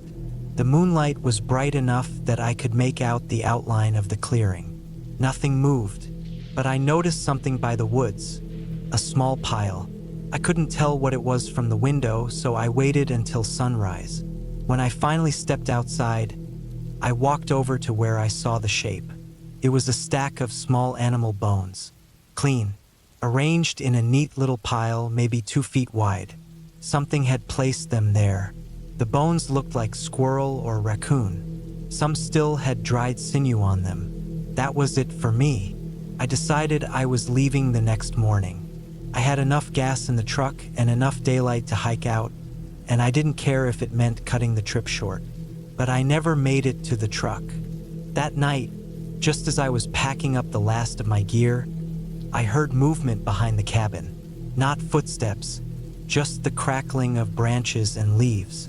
I waited a moment, thinking maybe it was an animal. Then I heard a sharp clang, like metal hitting wood. I grabbed the rifle and stepped out onto the porch. The night was dead quiet. I clicked the safety off and scanned the clearing. Nothing. Then I turned toward the shed. The board I nailed across it was on the ground. I walked toward it slowly, rifle raised. The door was open. The smell hit me first, rot, thick and sweet. I stepped to the side and aimed the barrel inside. There was something inside the shed. At first, I thought it was a dead animal, but then I saw the shape of a coat. It was a man's coat, old, torn, stained. Whoever had been there was long gone, but they had been sleeping in that shed. For how long, I didn't know. I backed away and returned to the cabin. I slammed the door and pushed the table in front of it. I didn't sleep. I sat in the corner with the rifle pointed at the door until sunrise. When it got light, I went to the truck, heart pounding, and popped the lock. The keys were in my bag, and as soon as I turned the ignition, nothing happened. Not even a click. I popped the hood. Wires were cut. Clean, straight slices. That wasn't an animal. That's when I realized I wasn't alone in the woods. I took my gear and rifle and started walking. I didn't care about the trail. I went straight for the direction of the gravel road, through trees, over fallen logs, across cold streams. I didn't stop. Not once. Not for food or water. After nearly 4 hours of walking, I saw the gravel road in the distance and nearly cried. I kept walking another mile before I finally saw a ranger truck. He must have thought I was crazy the way I waved him down.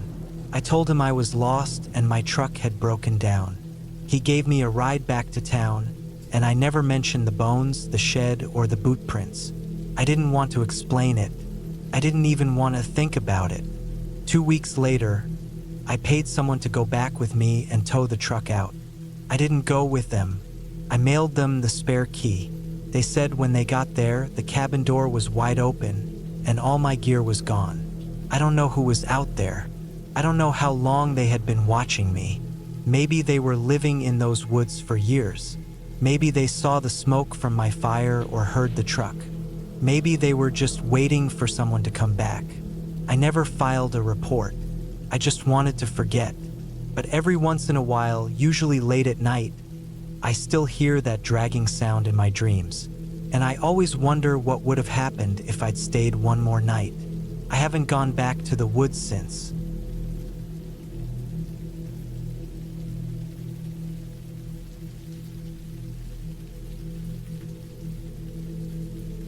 It was late October 2022 when I finally went back to the cabin. I hadn't been up there since Mara passed away. She and I bought that place together back in 2014 when things were still good. It was a small A-frame tucked about 3 miles off a service road in the northern woods of Vermont. The kind of place where cell phones didn't work and you needed to bring in your own water unless you wanted to drink what you could boil from the creek. I hadn't stepped foot inside it since our divorce. She kept it in the split. I never argued about it. I didn't want to. When I heard she had died, cancer, I didn't know how to feel. We hadn't talked in over 3 years. No texts. No emails. Nothing. Just silence. I found out through her sister, who sent me a short message and said Mara had left the cabin to me in her will. That didn't make much sense to me. We didn't part on good terms, and I didn't think she'd want me near anything she still cared about. But I still went. I didn't really know why I was doing it. Maybe I needed to see it again. Maybe I wanted closure. Maybe I wanted to see what was left behind. Part of me thought I'd sell it after I cleaned it up, but another part just wanted to sit in it one more time. One last time.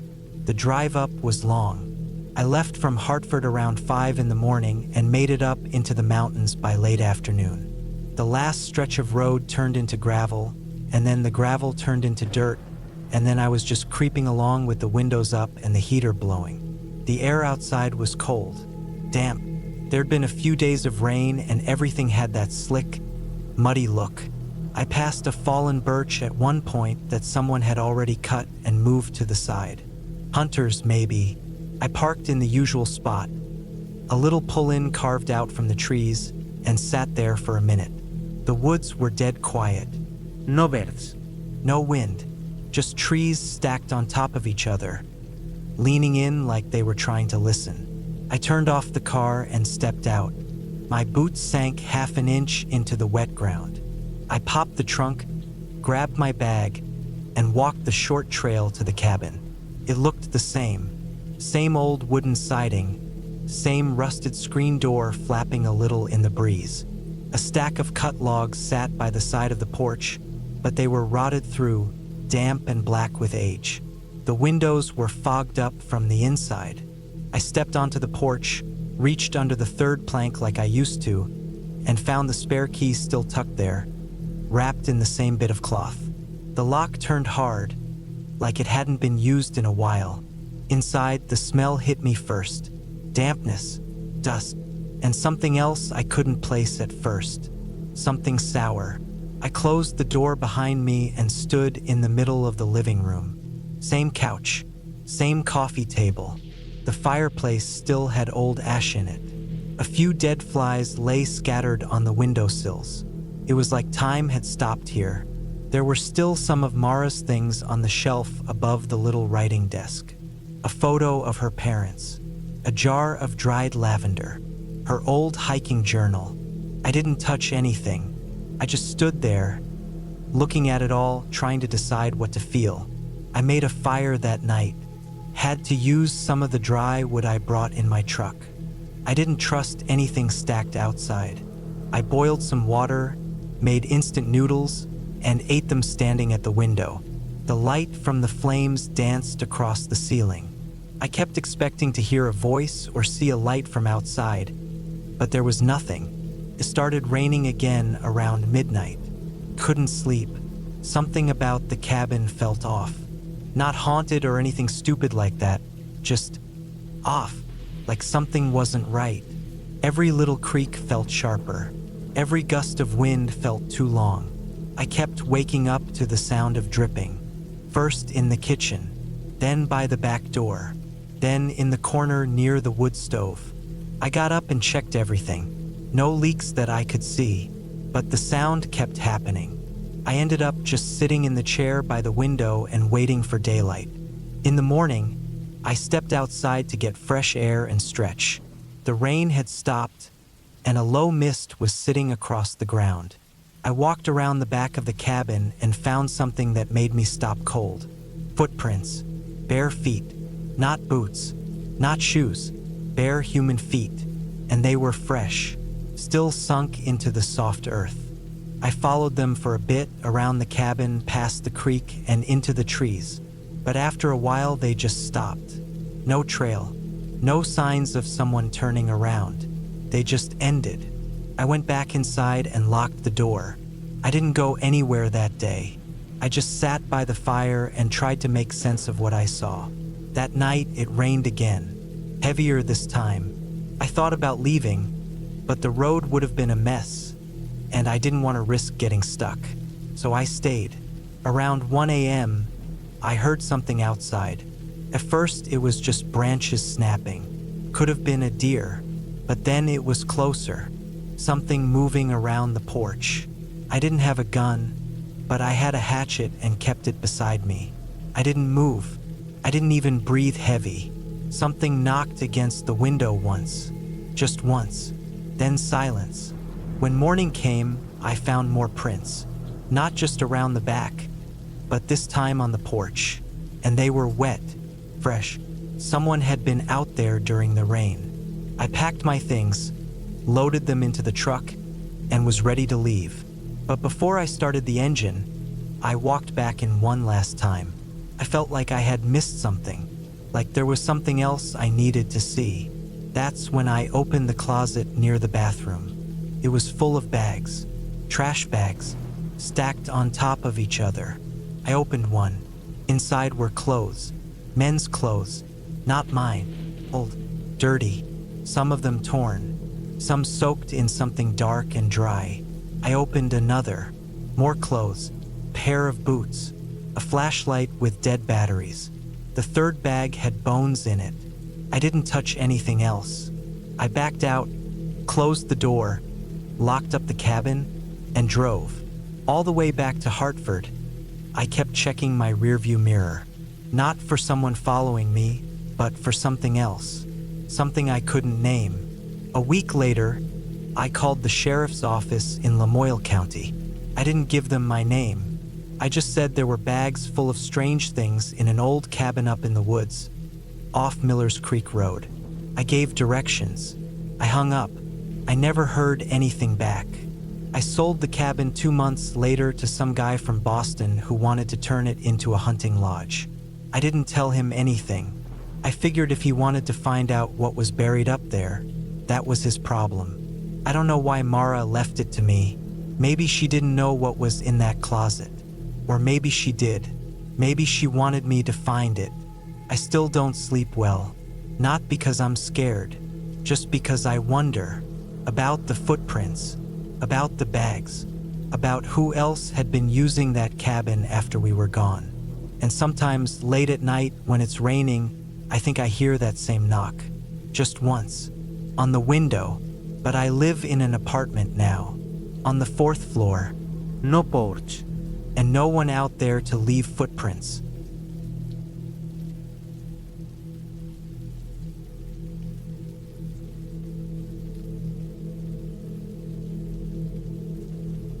I was 32 when I decided to take a solo trip to a remote cabin in Northumberland, not far from Kielder Forest. It was late autumn of 2021. I had recently left my job at a logistics company in Leeds after nearly 9 years. The burnout had crept up on me so slowly that I didn't notice it until everything felt gray. No motivation. No focus, just a flat, constant ache in my chest like I was forgetting something important every single day. So when I found an old timber cabin listed on a small countryside rental site, something off the beaten path, not the usual Airbnb stuff, I booked it without much thought. The place was described as basic, secluded, and quiet. No electricity, no Wi-Fi, just a wood-burning stove, a spring-fed tap, and a place to sleep. That was all I wanted. I drove up from Leeds on a Thursday morning.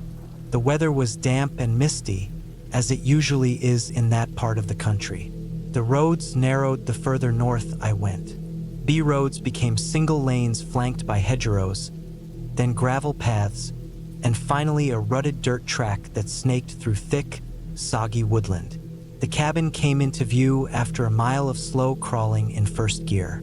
It sat just off the track, tucked between tall pine trees and backed by a steep incline of mossy rock and brush.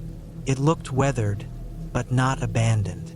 There was a small clearing around it, half swallowed by the woods. A broken-down stone fence ran along one side. No sign of other people. No other houses for miles, I assumed. The front door was stiff but unlocked. Inside, everything was as promised. One room with a cot, a table, a wood stove, and shelves with a few old tins of food and matches. No luxuries. Just a wooden box of a building. It smelled of damp timber and ash. There was something comforting in its simplicity. I unpacked, brought in some firewood stacked by the back wall outside, and made a fire before night fell. That first night, it rained steadily. I sat by the fire, reading from a paperback I'd brought, listening to the wind push through the trees. No phone. No noise. just the fire popping and the woods breathing. I woke once in the night to silence, total silence, the kind that buzzes in your ears. No winge, no rain, no criax. I lay still in the cot and stared at the ceiling.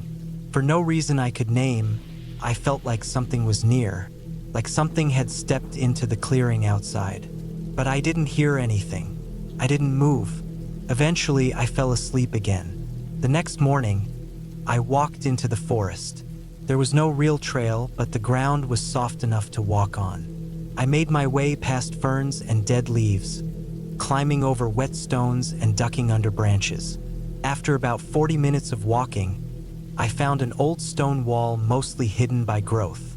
It didn't run far, just maybe 20 or 30 feet, then ended abruptly. Near it was what looked like an old garden, long abandoned. Bits of rusted wire fencing stuck out of the ground. Maybe there used to be a homestead here. I found a few tools half buried in the soil. Handles rotted, heads rusted.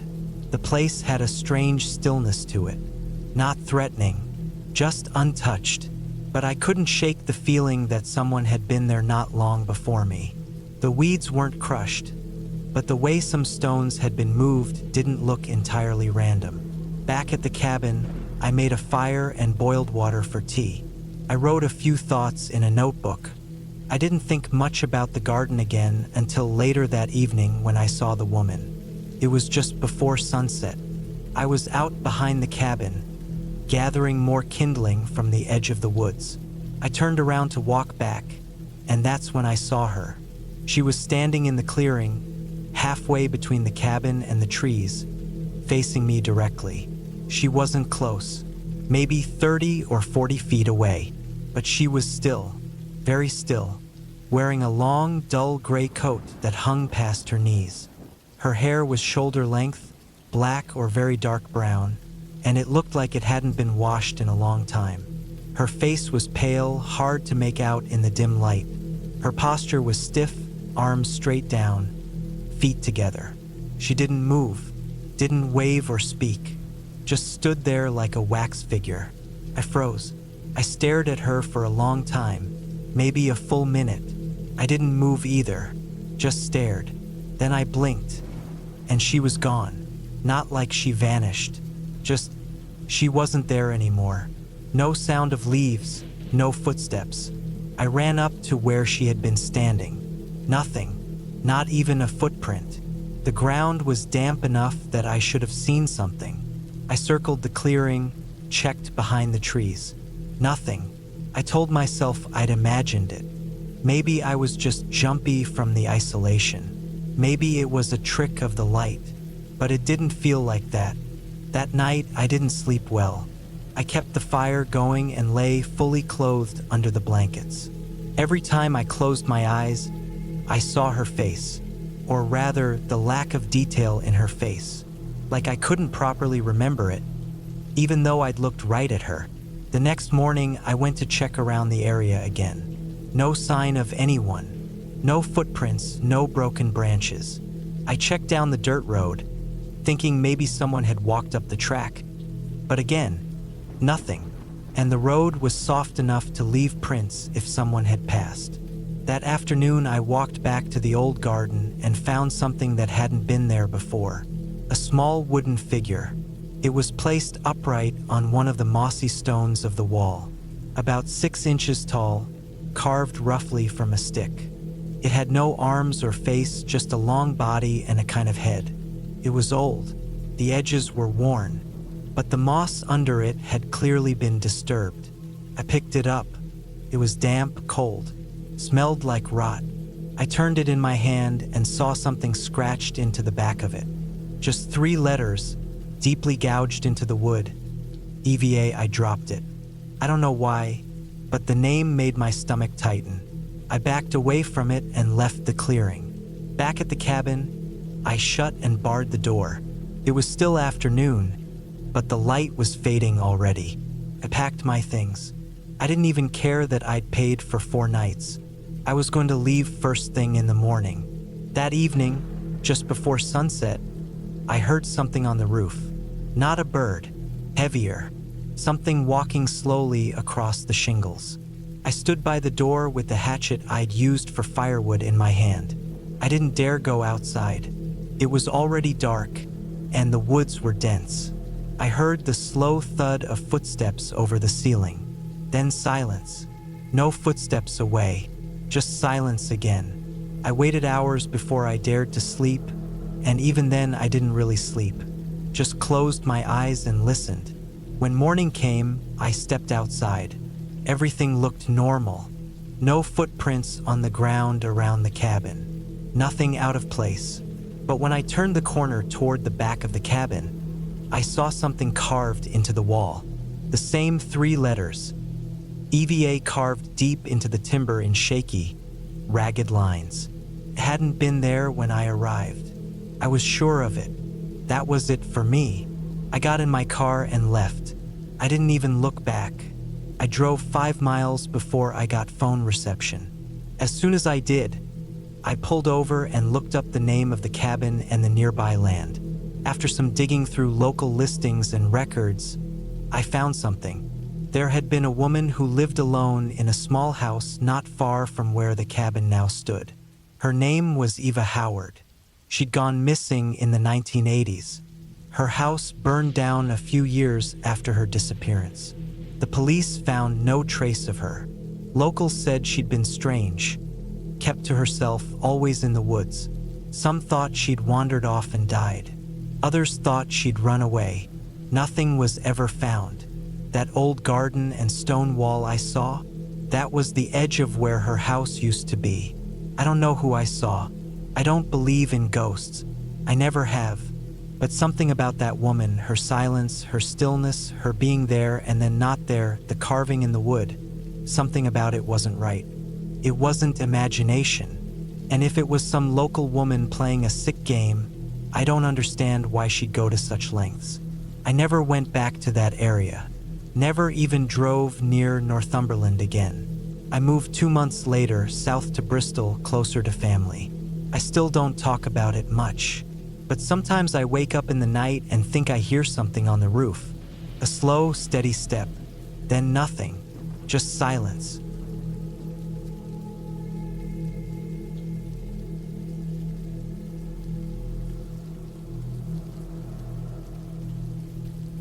It was the summer of 2019, and I was 34 years old, burned out from too many late nights at my graphic design job in Portland, Oregon. The office had just gone remote, and my boss gave me 2 weeks off to clear my head. I didn't want to go to the coast or a crowded campground. I needed somewhere quiet, remote, off-grid. I found an old listing online for a small farm cabin in southern Idaho, near a town called Cary. The pictures looked outdated, but the rate was cheap. It was surrounded by wide, empty fields and some old fencing, with a backdrop of rolling hills in the distance. It looked like it hadn't been touched in years, and that was exactly what I wanted. The drive took almost 9 hours. Once I crossed into Idaho and left the highway behind, the landscape changed. No trees, just flat land with patches of wheat, irrigation canals, and dusty gravel roads stretching far in every direction. By the time I reached the cabin, the sun was sitting low behind the hills, casting long shadows across the golden fields. The cabin itself was exactly as I expected. Tiny, maybe 20 feet wide, with cracked wood siding, a small porch, and one rusty metal chair beside the front door. It sat behind an old barbed wire fence, which sagged in a few places. A single dirt driveway led to it from the road, winding through weeds and tall grass. There was no other structure in sight for miles. I parked my car close to the porch, got out, and stretched my legs. The air was dry and warm. No sound except for wind and the buzzing of bugs in the grass. I unlocked the door using the key that had been mailed to me a week before and stepped inside. The interior was bare bones. One room with a narrow bed against the far wall, a small kitchen setup with an old propane stove, a sink with a hand pump, and a table with 2 wooden chairs. There was a dusty rug in the middle and a shelf with some yellowing books. The windows didn't have curtains, just simple wooden shutters that creaked when I moved them. A battery-powered lantern sat on the table next to a stack of matches and a note. Water pump works. Don't drink it straight. Use the filter. I dropped my bags and sat on the bed. The mattress was thin, and the wooden frame groaned under my weight, but it would do. I pulled my phone out, no bars. I wasn't surprised. I had packed some dry food, cans, a little gas for the stove, and a couple of gallons of clean water just in case. The first night was calm. I cooked a can of beans and ate them while the sun went down, watching the light vanish from the hills. No light pollution, no traffic, no people. I thought I'd sleep easy, but it took a while. Every time the wind hit the cabin, I heard creaks and taps and odd knocking sounds from the walls. Nothing loud, just strange and random. I reminded myself it was an old building, nothing more, but I still lay awake most of the night, staring at the ceiling wide-eyed. The second day, I woke around 6 a.m., sticky from the heat and a little dizzy from the poor sleep. I went outside, stretched again, and walked the perimeter of the property. It was mostly grass and old fence posts. At the back edge of the field, there was an old wooden shed leaning sideways, about 30 yards from the cabin. The door was ajar, and the wood was gray from age. I made a mental note to look at it later, but I didn't feel like messing with it yet. Instead, I stayed close to the cabin.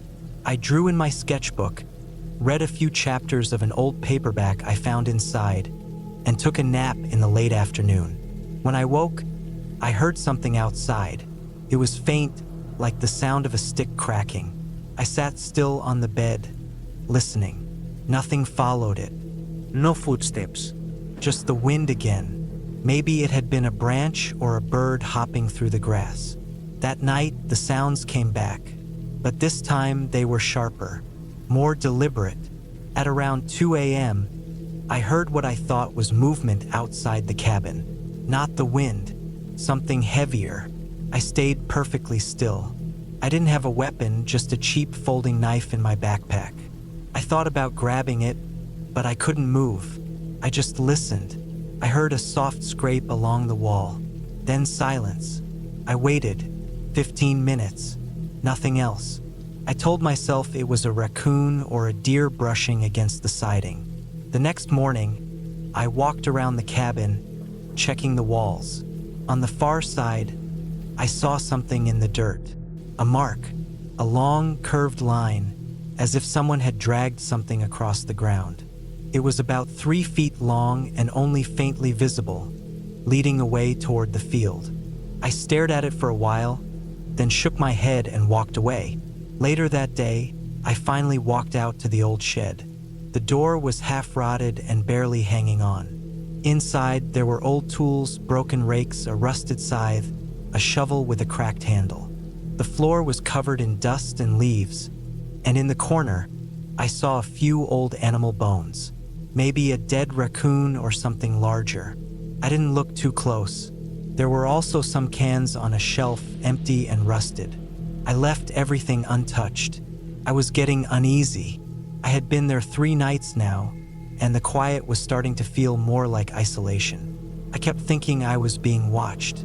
I knew it was probably just in my head, but I couldn't shake the feeling. I kept the lantern on all night now. That 4th night was the worst. It started with the usual creaking and wind. Then, around 3 a.m., I heard something tapping against the window, soft at first, like fingers. I froze in bed. The sound came again. Top, top, top. It was deliberate. I sat up, holding my breath. I didn't move toward the window. I didn't even look at it. I waited, eyes locked on the wall, praying it would stop. It did, but then I heard the porch creak. I swear on my life I heard it. A weight on the old wooden porch boards. One heavy step, then another. Slow. Not animal. Not wind. I sat there for what felt like forever, heart hammering in my chest. No sound followed it. No knock. No voice.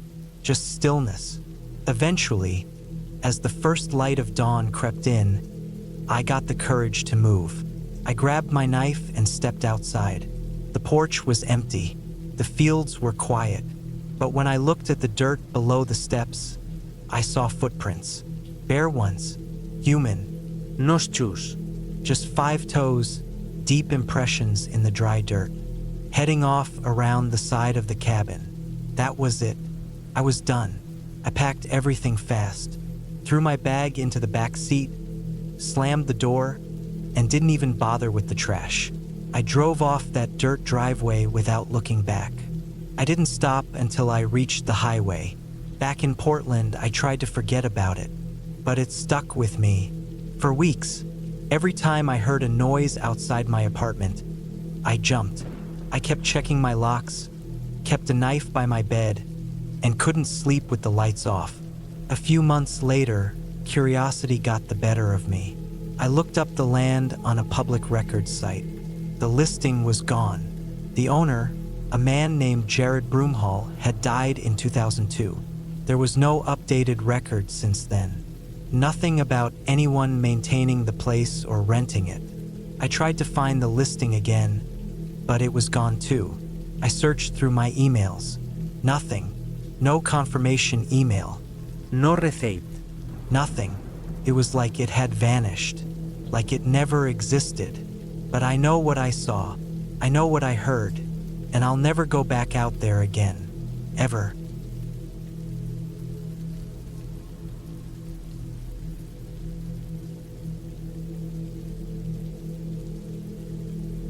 I was 32 when I decided to take a solo trip to a remote cabin in Northumberland, not far from Kielder Forest. It was late autumn of 2021. I had recently left my job at a logistics company in Leeds after nearly 9 years. The burnout had crept up on me so slowly that I didn't notice it until everything felt gray. No motivation. No focus, just a flat, constant ache in my chest like I was forgetting something important every single day. So when I found an old timber cabin listed on a small countryside rental site, something off the beaten path, not the usual Airbnb stuff, I booked it without much thought. The place was described as basic, secluded, and quiet. No electricity, no Wi-Fi, just a wood-burning stove, a spring-fed tap, and a place to sleep. That was all I wanted.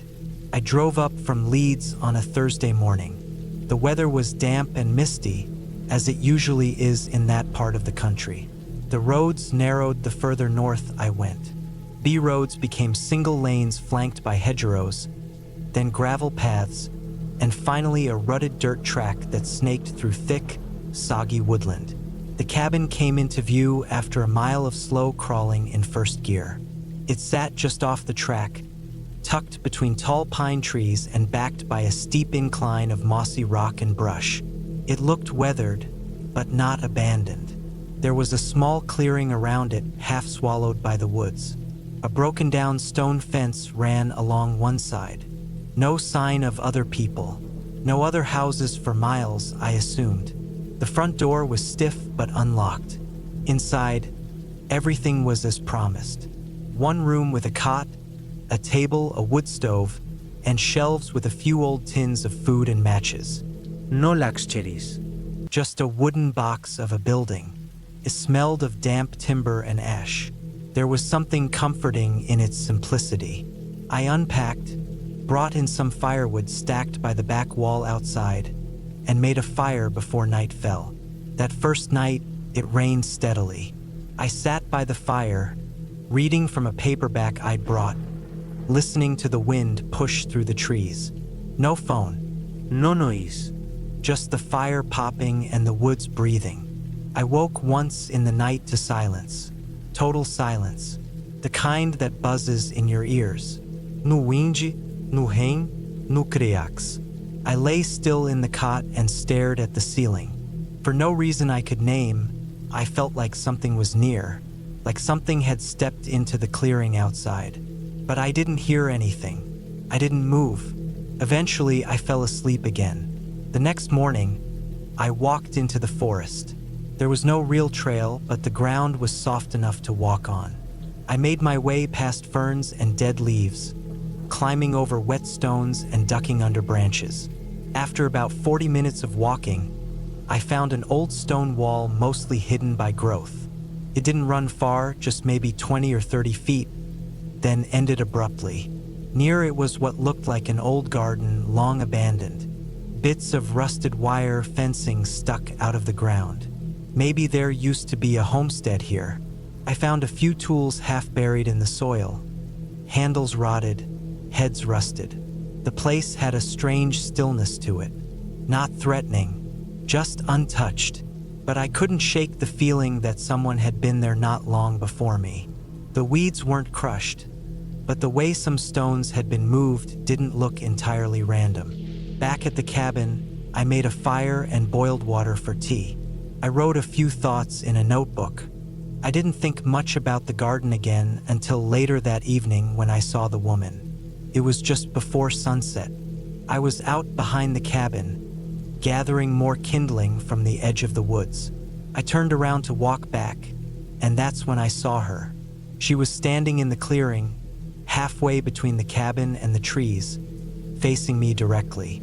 She wasn't close, maybe 30 or 40 feet away, but she was still, very still, wearing a long, dull gray coat that hung past her knees. Her hair was shoulder length, black or very dark brown, and it looked like it hadn't been washed in a long time. Her face was pale, hard to make out in the dim light. Her posture was stiff, arms straight down, feet together. She didn't move, didn't wave or speak, just stood there like a wax figure. I froze. I stared at her for a long time, maybe a full minute. I didn't move either, just stared. Then I blinked, and she was gone. Not like she vanished, just she wasn't there anymore. No sound of leaves, no footsteps. I ran up to where she had been standing. Nothing, not even a footprint. The ground was damp enough that I should have seen something. I circled the clearing, checked behind the trees. Nothing. I told myself I'd imagined it. Maybe I was just jumpy from the isolation. Maybe it was a trick of the light. But it didn't feel like that. That night, I didn't sleep well. I kept the fire going and lay fully clothed under the blankets. Every time I closed my eyes, I saw her face, or rather, the lack of detail in her face, like I couldn't properly remember it, even though I'd looked right at her. The next morning, I went to check around the area again. No sign of anyone. No footprints, no broken branches. I checked down the dirt road, thinking maybe someone had walked up the track. But again, nothing. And the road was soft enough to leave prints if someone had passed. That afternoon, I walked back to the old garden and found something that hadn't been there before. A small wooden figure. It was placed upright on one of the mossy stones of the wall, about 6 inches tall, carved roughly from a stick. It had no arms or face, just a long body and a kind of head. It was old. The edges were worn, but the moss under it had clearly been disturbed. I picked it up. It was damp, cold, smelled like rot. I turned it in my hand and saw something scratched into the back of it. Just 3 letters, deeply gouged into the wood. EVA. I dropped it. I don't know why, but the name made my stomach tighten. I backed away from it and left the clearing. Back at the cabin, I shut and barred the door. It was still afternoon, but the light was fading already. I packed my things. I didn't even care that I'd paid for 4 nights. I was going to leave first thing in the morning. That evening, just before sunset, I heard something on the roof. Not a bird, heavier. Something walking slowly across the shingles. I stood by the door with the hatchet I'd used for firewood in my hand. I didn't dare go outside. It was already dark, and the woods were dense. I heard the slow thud of footsteps over the ceiling. Then silence. No footsteps away, just silence again. I waited hours before I dared to sleep, and even then I didn't really sleep. Just closed my eyes and listened. When morning came, I stepped outside. Everything looked normal. No footprints on the ground around the cabin. nothing out of place. But when I turned the corner toward the back of the cabin, I saw something carved into the wall. The same 3 letters, EVA, carved deep into the timber in shaky, ragged lines. It hadn't been there when I arrived. I was sure of it. That was it for me. I got in my car and left. I didn't even look back. I drove 5 miles before I got phone reception. As soon as I did, I pulled over and looked up the name of the cabin and the nearby land. After some digging through local listings and records, I found something. There had been a woman who lived alone in a small house not far from where the cabin now stood. Her name was Eva Howard. She'd gone missing in the 1980s. Her house burned down a few years after her disappearance. The police found no trace of her. Locals said she'd been strange, kept to herself, always in the woods. Some thought she'd wandered off and died. Others thought she'd run away. Nothing was ever found. That old garden and stone wall I saw, that was the edge of where her house used to be. I don't know who I saw. I don't believe in ghosts. I never have. But something about that woman, her silence, her stillness, her being there and then not there, the carving in the wood, something about it wasn't right. It wasn't imagination. And if it was some local woman playing a sick game, I don't understand why she'd go to such lengths. I never went back to that area.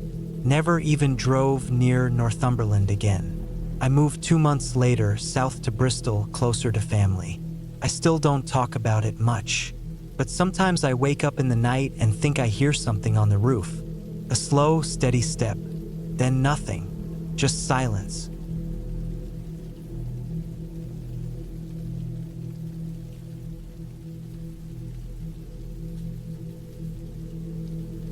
It was October of 2016, and I had taken the week off from work to drive up north into the woods of western Montana, about an hour and a half outside of Missoula.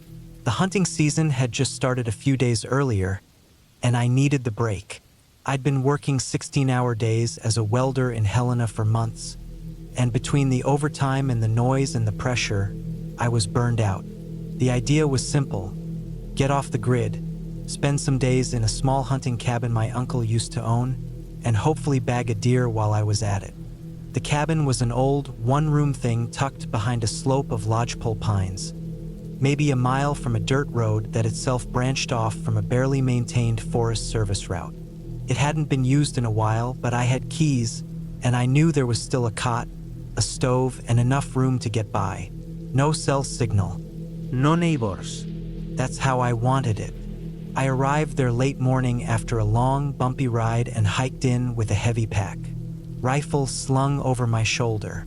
It was already cold, with a light frost still clinging to the ground in patches even past noon. The air had that sharp, dry chill I'd always liked about fall in the mountains, the kind that bit your nose but cleared your head. Inside, the cabin was just as I remembered: dusty, quiet, and cold. A little lean to one wall, but still solid. There was an old iron stove in the corner, some tools and rusted gear hanging from hooks, and a few canned goods from who knows when still sitting on the shelves. I swept out some mouse droppings and aired it out. No power, just lanterns and firewood. I brought my own food, fuel, and gear. I wasn't planning to stay long, just 4 days, maybe 5. The first day I didn't hunt.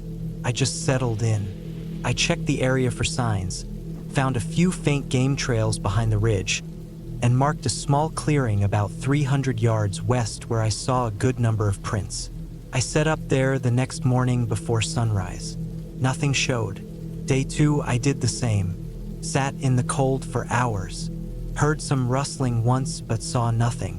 By afternoon, I gave up and wandered around a bit more to get a better lay of the land. The forest was quiet, too quiet sometimes. I'd been out hunting plenty of times before, and even in silence you usually heard squirrels, birds, something. Here, the stillness pressed in. Even my boots sounded too loud. I remember stopping at one point, thinking I'd heard footsteps behind me, only to turn around and see nothing but trees. Probably just an echo, I told myself. The forest does that. Sound bounces weird when there's nothing around but trunks and brush. The third morning, I went deeper. I followed a ridge that led east, moving slow, rifle in hand. Around 9, I spotted a buck, maybe 150 yards out, moving through the brush at an angle broadside. I lined up, took a breath, and fired. The crack rang through the woods like a hammer. The deer dropped, kicked twice, then stilled. I dressed the kill quickly. It was a decent-sized mule deer. Took my time, quartered it, and packed out the meat with the plan to hang it back at the cabin in the shade for the night. I drive it into town the next morning. The sun was already dipping low when I made it back, and I was sore, tired, and cold. I hung the meat from a tree limb out back, tied it high to keep it away from scavengers, and locked the cabin door behind me. That night, I barely slept. Not because I was scared, just exhausted and sore. The cot creaked with every shift, and the stove didn't hold heat like I'd hoped. I remember waking up once, maybe around 3, and hearing something outside. A slow scrape, like something brushing against the side of the cabin. Could have been a branch, I thought. Could have been a raccoon or something sniffing the meat. I dozed back off. The next morning was foggy. A low gray mist hung between the trees, and I could barely see 30 feet ahead. When I went out to check the meat, I stopped dead. The rope had been cut. Not frayed, not chewed, cut. Clean, almost straight edge. The meat was gone. My heart started to thump a little harder in my chest. I looked around, no tracks, no blood, nothing. The tree was about 20 feet from the cabin wall. The rope I'd used had been strong. It would have taken a knife to get through it. I stood there for a long time, listening, watching. The fog pressed in, silent and gray, thick like smoke. I thought maybe someone else was in the area. Poacher, maybe. Someone who'd followed me back or seen me from afar. But that didn't sit right. No one would have gotten in and out that fast without leaving a trace. I'd have heard them. I should have heard something. Still, I told myself it had to be a person. Maybe a hunter trying to steal a kill. I went back inside, packed up what I could, and planned to leave that afternoon. But I'd hiked in, and the meat had slowed me down the day before. By the time I got everything together and started out toward the truck, it was already after 3. The fog hadn't lifted. Visibility was still bad, and the trail looked different in the mist. I got turned around once and had to backtrack. When I reached the ridge, I realized I wasn't going to make it back to the road before dark, so I returned to the cabin. That night, the wind picked up. It howled through the trees, whistling and groaning like it was alive. The walls creaked. I kept the rifle close and double-checked the door. I remember sitting on the cot, staring at the blank wood of the cabin walls, trying to tell myself I was overreacting. It was just bad luck. Maybe someone camping nearby had seen a chance and taken it. Around 1 in the morning, I heard footsteps. Slow, crunching steps, coming from the woods behind the cabin. Not heavy like a bear, not scurrying like a fox. Measured. Human. I froze. My breath went shallow. The footsteps stopped just outside the wall where the stove was. Then silence. No movement. No retreat. Just nothing. I didn't move for what felt like an hour. I stayed sitting there, gripping the rifle so hard my hands went numb. Eventually, I must have fallen asleep again because I woke up to light coming through the cracks in the wall. Outside, there were boot prints in the frost. I followed them maybe 50 yards into the woods. They weren't mine. Too wide with a longer stride. Whoever it was had walked right up to the cabin and then circled it twice. Then the tracks vanished into the brush. That was enough. I didn't care about staying another night. I packed up everything and hiked back out that morning, even though the fog was still low. Took me longer than I liked to find the road. My truck was still there, untouched, but I kept looking over my shoulder the entire time I loaded up. Back in Missoula, I reported the incident. Not to the police, there wasn't much they could do. I told Fish and Wildlife that someone had likely been tampering with kills in the area, maybe squatting illegally. They said they'd look into it but didn't seem surprised. Could be a trapper, they said, or someone hiding out. Not their jurisdiction, not their concern. I haven't been back to that cabin since. I sold it later that year. Something about that place still sticks in my head. Not just the missing meat or the boot prints, but the way I'd felt out there. Like I was being watched. Like someone had been waiting. I replay it sometimes. What if I hadn't left that morning? What if I'd stayed another night? What would have happened when those footsteps came back?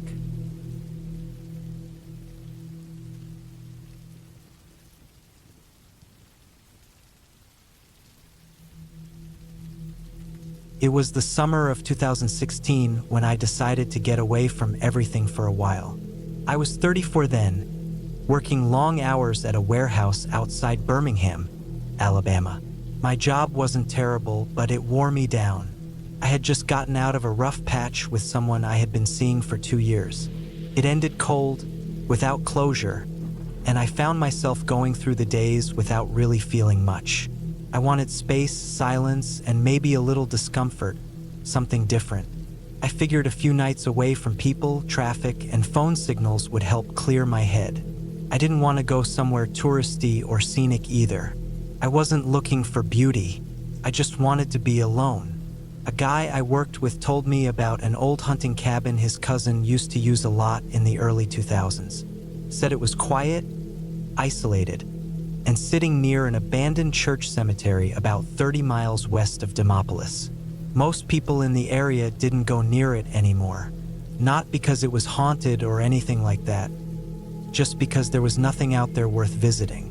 The graveyard was overgrown. The roads were dirt and filled with potholes, and the cabin had no power or running water. That sounded perfect to me. He drew me a rough map on the back of a receipt and told me to bring extra food, water, and fuel. I packed my gear the night before: tent, sleeping bag, bottled water, canned food, portable stove, knife, flashlight, batteries, extra socks, and some basic tools. I also threw in a hatchet I kept in my trunk and a small folding shovel. I didn't know what I'd need, but I liked being prepared. I left early in the morning in my old Ford Ranger. The drive started off smooth on Highway 80, but once I turned off onto the dirt roads, everything slowed down. Trees leaned over the road, thick and heavy with summer heat. I had to get out and move a few fallen branches. Grass pushed up from the middle of the path, and my tires kicked up clouds of red dust. The farther I got, the quieter it became. No houses, no mailboxes, no signs. I followed the map closely. After about an hour of bouncing through the woods, I found the turn that led to a narrow trail. It wasn't even wide enough for a full-size truck. I followed it for a while and came around a bend, and that's when I saw the cabin. It was smaller than I expected. The wood was gray and cracked.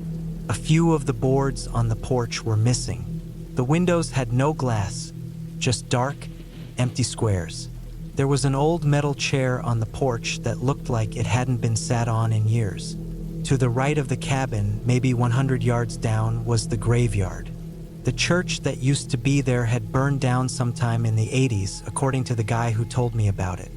Only the stone foundation remained, covered in ivy and saplings.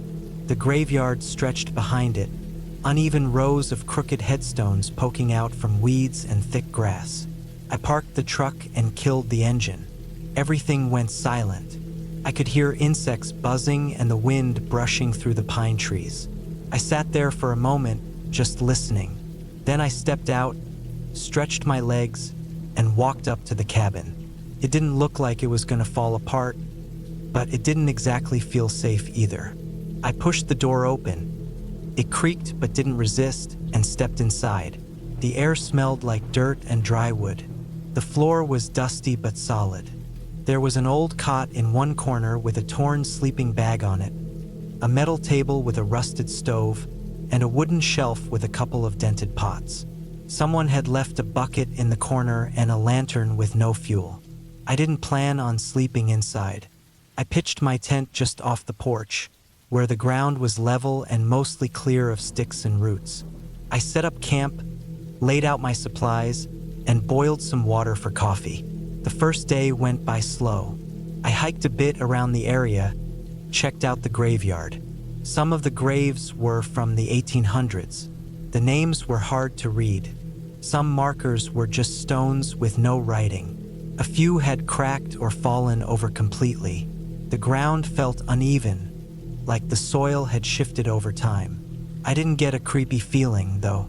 It just felt forgotten. That's what drew me to it. That night, I sat near my tent, eating chili with a spoon, watching the trees sway gently in the dark. There was no moon, just stars. I had a small fire going in the ring I made with some rocks I found near the cabin. I stayed up a while, enjoying the stillness. Around midnight, I heard something. It was a dull, dragging sound coming from the direction of the graveyard. I sat still. My first thought was an animal, maybe a deer or a raccoon. I clicked off my lantern and listened. The sound stopped. Then, a few minutes later, it started again. Soft, steady scraping. Not footsteps, not rustling. Just that odd drag, like something heavy being pulled slowly over dirt. I stood up and walked to the edge of the trees that faced the cemetery. I couldn't see anything. I didn't want to go wandering into the dark with no clear reason. So I stayed near camp, and eventually the sound faded. I chalked it up to some kind of animal and went back to bed. The second day, I explored deeper into the woods behind the graveyard. I found a few rusted fence posts and a small collapsed shed filled with broken tools. It looked like this place hadn't seen people in years. On my way back to camp, I noticed something strange. A boot print. Not mine. It was on a dry patch of dirt between the cabin and the cemetery. I crouched down and looked at it. It was deep, like someone heavy had been standing still for a while. The tread was worn, but it was definitely from a boot, not a sneaker or something else. I checked around for more but didn't see any. That night, the sounds came back. Same dragging noise around the same time. I turned off the lantern, sat still and waited. I wanted to catch a glimpse of whatever it was. After a few minutes, I heard a different sound. A thud, like someone dropped something heavy. I reached for my flashlight and shined it toward the graveyard, but the beam barely cut through the trees. I didn't sleep much. On the third day, I found something that really unsettled me. Near the corner of the graveyard, behind a tall patch of grass, was a fresh-looking hole.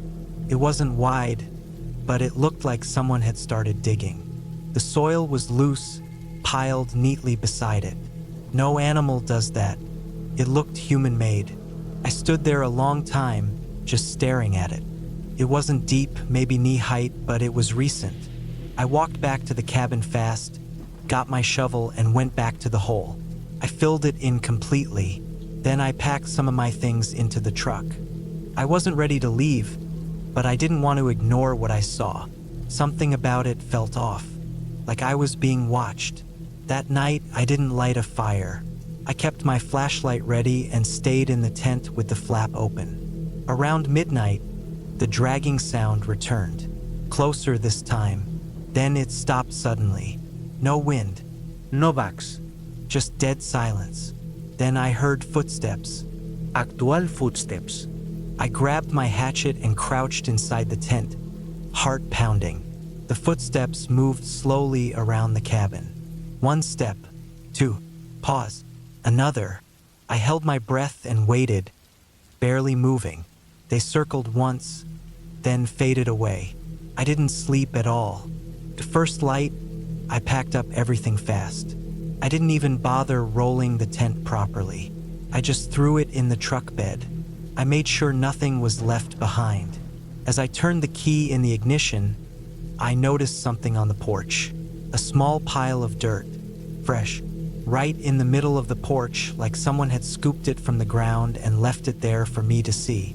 I didn't stop driving until I hit the highway. When I got home, I told a few people about the trip, but I left out most of the details.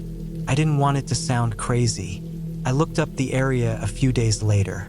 Turns out, there had been some missing persons reports from towns nearby over the last 10 years. Nothing connected directly to that cabin, but a few locals had mentioned strange activity in the woods. Tools disappearing, tire tracks showing up near their farms, things like that. I never went back, never planned to, but sometimes when I'm outside alone and it gets real quiet, I think about that dragging sound. And I remember how the dirt on the porch was shaped, like someone had used their bare hands, like someone was trying to remind me they were still out there.